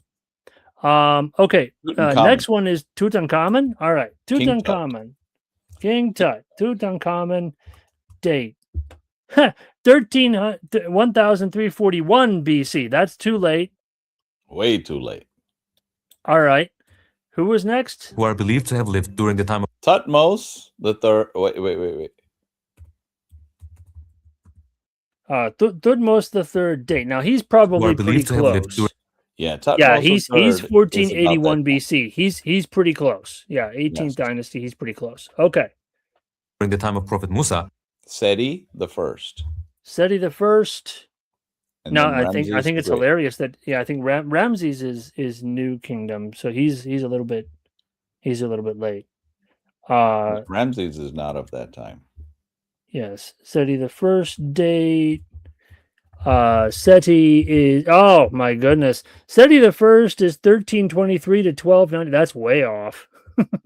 You know what I think he's doing? I think he's Yeah. because there's two theories, one for the earlier and one Yeah. for the 1200 and the 1500, roughly that time, right? So Yeah. it might be plus or minus 50 years. So he's trying to hit both just Right. in case you're of either camp. This guy, bro, they're so Yeah. sneaky. They're so deceptive. Watch what he's going to say, that the one that's missing is the one that was doing sujood.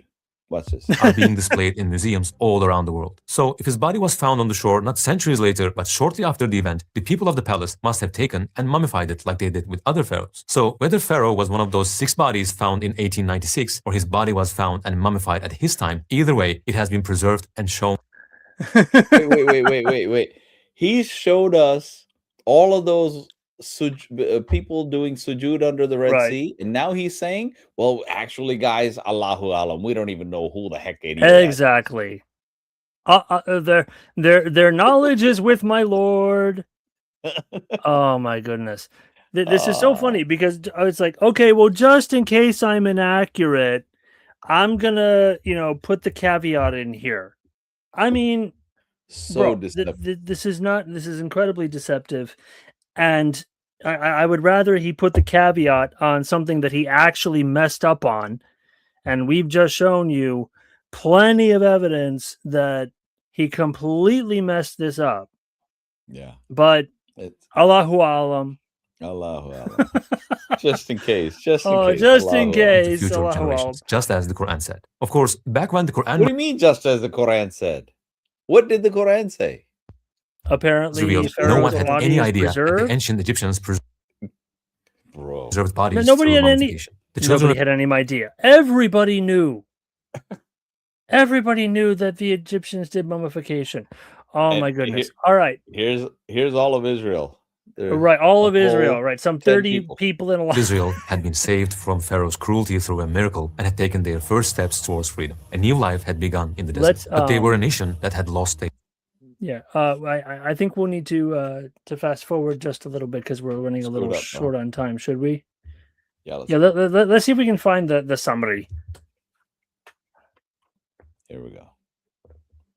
that show beyond doubt that it is truly the word of Allah. Think about everything we've talked about so far. While the Old Testament calls every Egyptian ruler Pharaoh, the Quran uses the exact title for each ruler according to their time. The Quran uses Liar.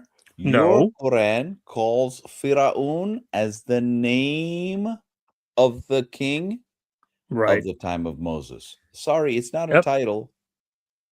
Nope. How do we know? Here's another one. I think I mentioned it last time. How do you know? Because Muhammad tells Khadijah, his first wife, the one that when he was married to Khadijah, Muhammad didn't practice polygamy. You know why? Because she was sugar mommy. If he tried to get another wife, she'd kick him to the curb, and he's a poor man. He's nobody. He's nothing. Right. So long as Khadijah was alive, he didn't take another wife. He definitely didn't go after 6-year-old little babies. Now, when Khadijah's dying, remember, she was much older than he was. He got with her just for the money, right? So when she was dying on her deathbed, he tells her, when you get to Jannah, tell my wives I said hi. And she, probably irritated, probably angry, she says, when the heck did you get other wives? He replies, Allah told me that I will have Asiya, the wife of Pharaoh, marry the mother of Jesus, and a third one. I forgot the name. These 3 women will be given to Muhammad to hump in Jannah. Now, if Pharaoh is not one specific person, but a title of many men, then who is Asiya? Which one of their wives, which one of those men is the husband of Asiya? The wife of Muhammad. I mean, we can't have confusion about the wife of Muhammad now, can we? Well, I mean, this was before he married the. How many did he ultimately have at the end? What was it? Like 15, 16 plus right-hand possessions? Yes, it's debated. It's up to 26. Yeah, it's insane. 11 at a time. Yeah. So number 1 miracle on the list was what? It was the use of Malik. No, not lie. No miracle We have here. that in our book. Yep. We have that in our book. It literally says the king of Egypt in our book. Yep. First and verse. And your Quran copies that off of us because your guy heard it at the marketplace from the Jews selling their wares. Yep. Nice try, though. This is the phrase, the day of decoration and beauty, and it perfectly matches an actual festival that was celebrated in Nope. Actual festival. No. It perfectly matches every festival of every nation of every time. But it's the day specifically of beauty. No, it's not. It's a vague reference to some random festival that Muhammad didn't even know about. All the Islamic scholars say that it's the New Year, and this guy wants to come and say that it's the Opet Festival, but it's not the Opet Festival. Opet Festival is not the New Year, so he's defying his own Islamic scholars. Yeah. Of course, the Islamic scholars say that's the New Year of Babylon, which is hilarious because they have 2 completely different calendars. And they were enemies, guys. Right. These are enemy peoples. Why would Egypt be celebrating a Babylonian festival? Well, come on, guys. Ancient Egypt at that time. It mentions Haman exactly in the kind of role he had in history, managing stone quarries and stone quarries or brick makers? Make up your mind. Come on, guys. Nope. And we why showed would- that. And we showed the name of Haman as a Persian name, not an Egyptian name. The Egyptian text that they try to claim is Haman is not Haman. It doesn't. Egyptian language doesn't operate like that.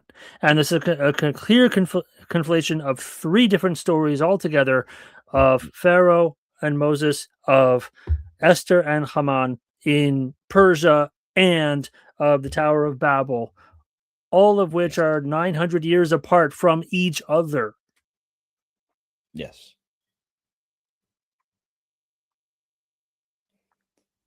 Destruction word. It tells about the disasters in Egypt one after the other. In the verse, neither heaven nor earth wept over them, it makes a the clear reference plagues. to ancient Egyptian beliefs. It says that Pharaoh's body would be preserved. By mentioning the name Samiri, the Quran points to he a goes priestly so group fast. from that time. 7 miracles.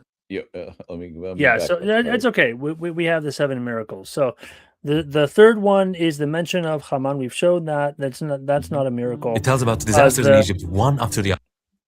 Yeah, I've got them listed. So, so the disasters in Egypt, they're barely mentioned in the actual text. There's no specification or order. There's no individual purpose. The number of disasters is 9, not 10. The death of the firstborn, the sacrificial lamb, the Passover is completely eliminated, thoroughly erased from the history in the Quran. Yep. Doesn't exist, that's absurd. So no miracle there. Sorry, they try to use the Ipuwer Papyrus as the evidence, but that's our evidence for our book, not theirs. Yeah. The fifth one was the mention of the heavens and earth weeping that we showed from the pyramid In the text verse, for neither- 900 years before the Pharaoh of Moses' time. The mention of Pharaoh's body being preserved is not miraculous knowledge in any regard. Everybody knows about mummification. And the seventh one is that the Quran, now he mentioned the priests and the summary. I want to make a quick point about the summary here. So he tries to make it about the Sem priests. Yes. That's not what's going on here. No, it's not. Not at all. Okay, first of all, al-Samri is a nisba in Arabic. It is it's Arabic morphology. The al at the beginning of the name means the. It's a definite article. Yeah. Samiri is the title identifying the person's tribe, their ancestry, or their place of origin. It has nothing to do with their position at all. It's never used that way. A nisba indicates where they come from. Now, so the vast majority of scholars, everyone translates it as the Samaritan. All Islamic scholars refer to it as the Samaritan. Ibn Kathir calls him the Samaritan. Al-Qurtubi, on the basis of Ibn Abbas, calls him the Samaritan. He actually says that he was of the people of Kerman, which is a totally different location. It's not even related to the Samaritans. I don't know where he got that, but that's that's Al-Qurtubi. Jalal al-Jalalain doesn't even recognize a problem. Ibn Abbas doesn't recognize any problem with this. They probably didn't even know of the existence of the Samaritans. Exactly. And so no, this is not about some Setem. So actually, this gentleman tries to say that this summary is an Egyptian Sem priest. Who are the Sem priests? Okay, the actual name. Not Sem. It's not Sem. The actual name is Setem.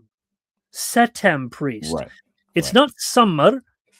Now there in Egypt there are Smer priests, Semer priests. Semer priests are those family members who are involved in the embalming rites of individuals.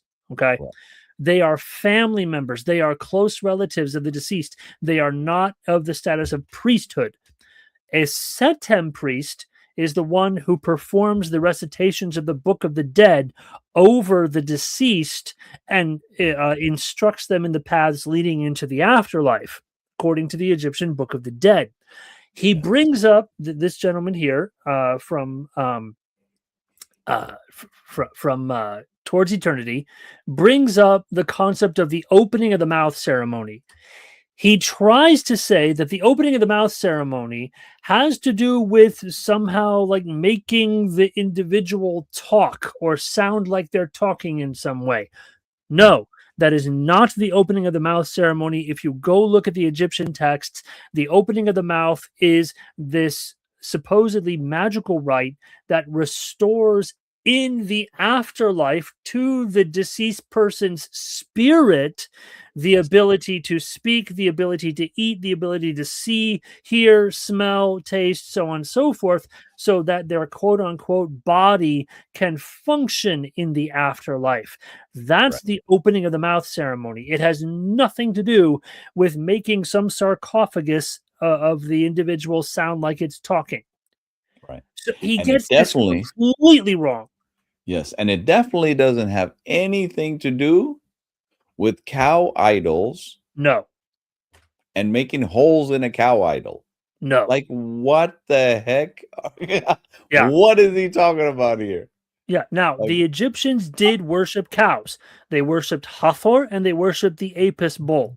So, yes, cow imagery does exist in Egypt, and there are priests who worship those deities and serve those deities. They are not called Setem priests. They are not called Smer priests. They are just priests of Hathor, priests of Apis. That's all that they're called. That he tries to do, this is called a false cognate. It's really not even a cognate. He tries to make a cognate between the two terms. There is no relation whatsoever between the two terms at all. He gets this completely wrong. And furthermore, he defies once again his own Islamic scholars. He tries to bring in something thoroughly made up, pulled out of a hat, no relation to anything Islamic, and try to claim that this is the Islamic understanding of the text. It's not at all. Every scholar considers it Samaritan. And here's the problem. Once again, the Samaritans don't exist as a people It's a miracle of 900. until 1,000 years later. The Samaritans, when Israel, when the kingdom of Israel split after the death of Solomon, Jeroboam ruled in the north, Rehoboam ruled in the south, in the kingdom of Judah, and the 10 tribes moved north into the kingdom of Israel. The first capital was I believe it was Tiberias. I can't remember exactly, but anyway, there was an initial capital set up, and then eventually, when the children of Omri, the descendants of, or the ancestors of Ahab, remember Ahab and Jezebel?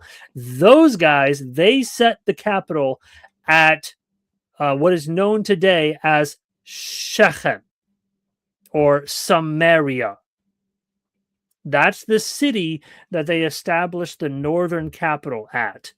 And they ruled from that place until the Assyrians came in the 700s BC. And then everybody moved south into Judah. So when that happened, the dregs of the society were left behind. And then the Babylonians come in and destroy Judah and take everyone captive into Babylon in 586. The people who were left in the land were basically the serfs, the lowest of the low class. Basically, what happens is they band together. They live in the ruins of the old capital of Samaria. So they intermingle with other peoples within the land dwelling there. So they're a mix of Israelite and a number of other peoples, because other populations were moved into the area by the conquering empires. That's how they did population control in that time. So that area becomes a mishmash of populations. And it is in modern day Nablus, in ancient Samaria, on the mountain of Shechem, that these people establish their lineage and their practice and their nationality. or their ethnicity. They still exist Right. to this day. The Samaritans are still there. There are only a couple hundred of them, but they're still there. You can go look it up.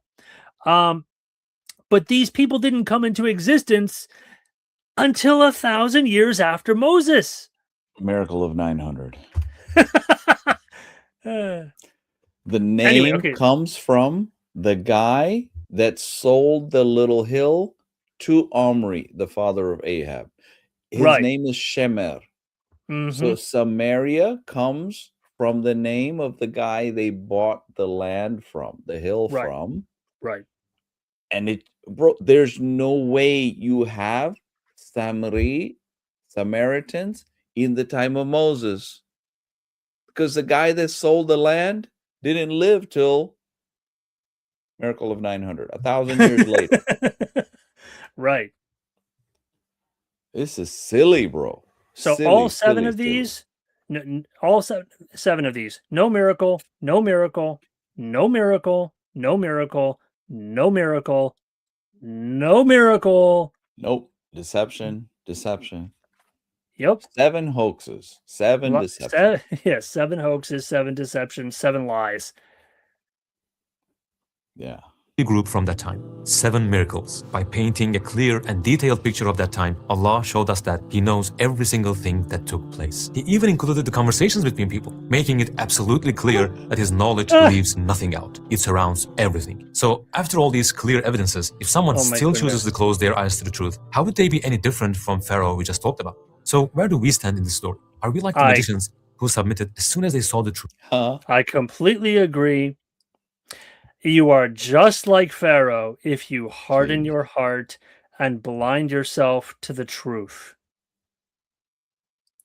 I mean, just the methods that he used to present some of these silly points. If he just left out the points, it would have been better. But the fact that he would rush through some of these pictures, hoping that you don't read what it says, and then all you have to do is Google it to find the truth. Bro, these things are lies. Just the fact that he has to pull these deceptive tactics to try to establish this Qur'an and this Allah and this Muhammad.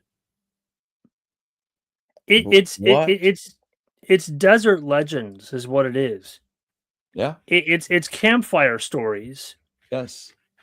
That's what this is. It's Yeah. literally a compilation of random eavesdropped campfire stories.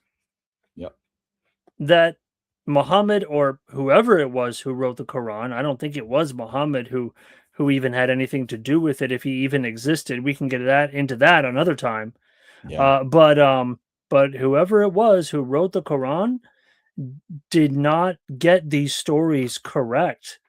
They're mishmashed, they're conflated, they are 900 years miraculously apart. Come on. There's nothing.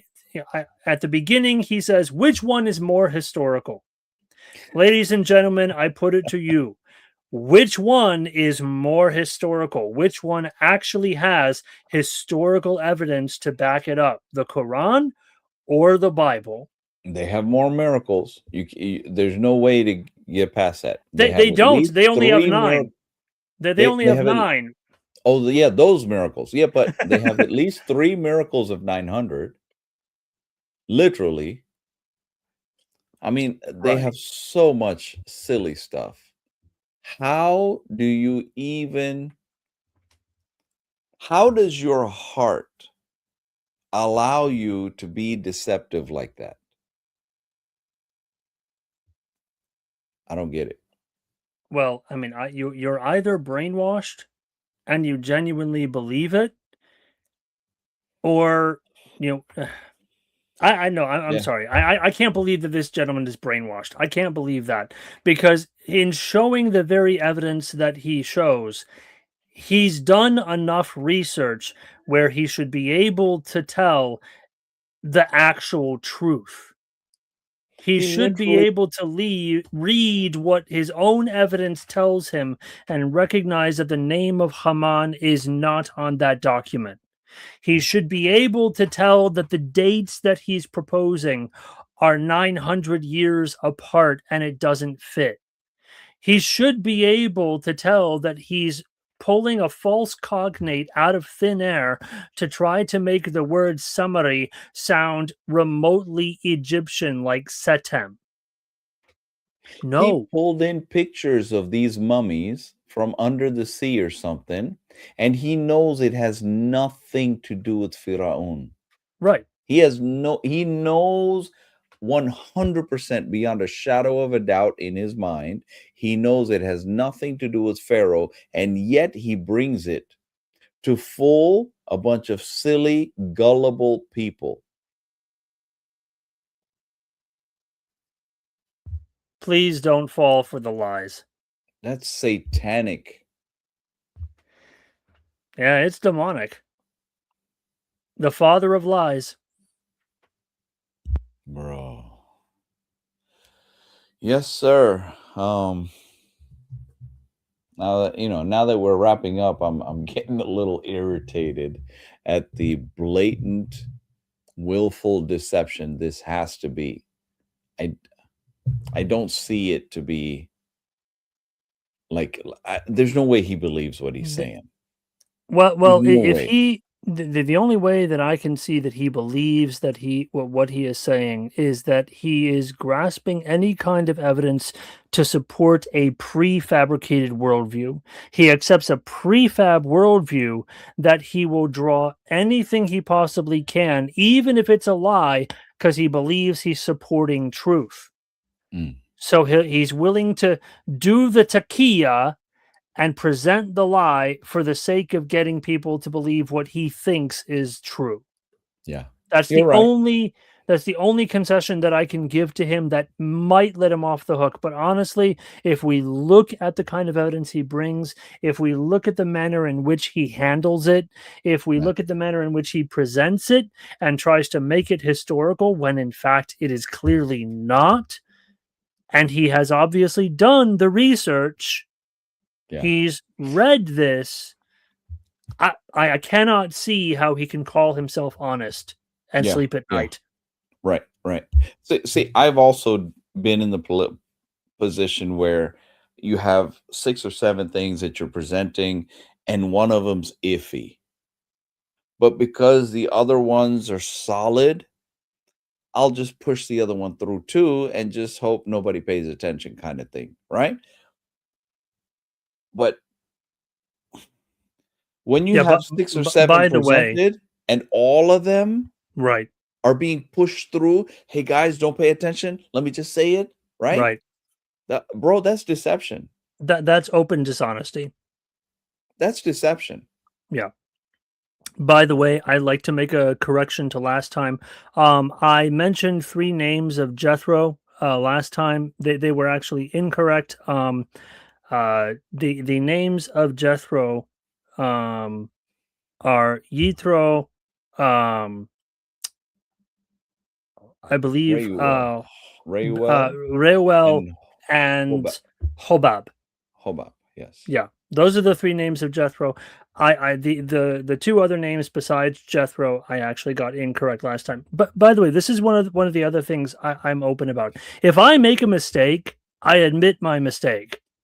Exactly. That's a requirement for honesty. If you can come to me and you can show me that what I'm presenting is in fact incorrect, I will change my position and conform to the truth. Like I said at the beginning of the very first introduction on the last video, I am all about truth. All about truth. If I'm incorrect about something, please correct me because I want to know the truth. Yes. And if I recognize I have made a mistake somewhere, I will openly say, yes, I made that mistake. Here's the correct information so you have the truth. Yeah. And same thing on my side. I made a mistake a while back about Goliath. I called him Talut or something instead of Jalut. And one of the Muslims tagged me in the chat and corrected me. And I gave him props. Listen, you corrected me. Okay, I'll take it. You know what I mean? It happens. We make mistakes. But listen, we're not going to stand and try to make our mistakes, somehow correct. Bro, if you made a mistake, okay, it's a mistake, no big deal. Correct me. Yep. And we're certainly not going to present information as if it is fact when it evidently is not, especially on repeat like this. Right, Schwabe. No, Jethro is never called Schwabe. Yeah. Yeah. So it's So it's been a fun ride. It was only 30 minutes, but because of all that had to be covered to yeah. thoroughly debunk these silly claims, right? That, they have 3 million subscribers or something, right? I don't know how many actually viewed the video, but they have millions of Yep. subscribers. And I'm hoping somewhere, somehow, somebody starts seeing the truth, right? I hope so Because too. this is crazy. Yeah. But It it's been a is fun crazy. ride. I enjoyed it. I did too. It was a bit, thorough. But we had to be. I mean, there's no other way around it. How do you dismantle this silliness without showing, okay, here's a proof, right? So thank you guys for Thank hanging you in for there. having me. And yeah. And hopefully soon we'll be up on Bar's own channel. Yes. And we'll be rocking and rolling. One thing about Bar, and I appreciate joining us and doing his presentations on this channel until he gets his setup. One thing about Bar is he is thorough. He goes in there and just tears his stuff apart, right? So I appreciate Bar for showing up and thank you so much for it's an having me. honor. It's an Yes, it is sir. an honor on my end as well to be here and to dig deep into this. We dig for the truth. We don't go shallow. This is the deep end, guys, and this is you better learn how to swim quick because this is where the answers are actually found. Yeah. It's in the deep waters, and when you're strong enough to swim, I guarantee you, when you start looking into the depth of what the Bible says, into the depth of who Messiah is, who Jesus is, Yeshua, our Lord, our Savior, the power of what he has done, the depth and the connections across the whole gamut of the scriptures, it is jaw-dropping. Yes. So hopefully we'll be getting into some of that soon. Yes. Thank you again so much, PewPew, for having me. For sure. Like he said, this is a place to show up to if you want the deep stuff, the thorough information. This is a place to be. Thank you guys for all of your support. Thank you On Air Daily for all your support on the back end for helping us out. Thank you for all of you guys for the likes, the subscribes, the comments. If you haven't done so, hit the like button, hit the subscribe button, type in hello, how are you in the comments. Support us because that's what pushes these videos out to, that's what YouTube looks at to see, hey, should we put it in somebody's feed, right? So thank you for the support. God is good. May God bless you richly.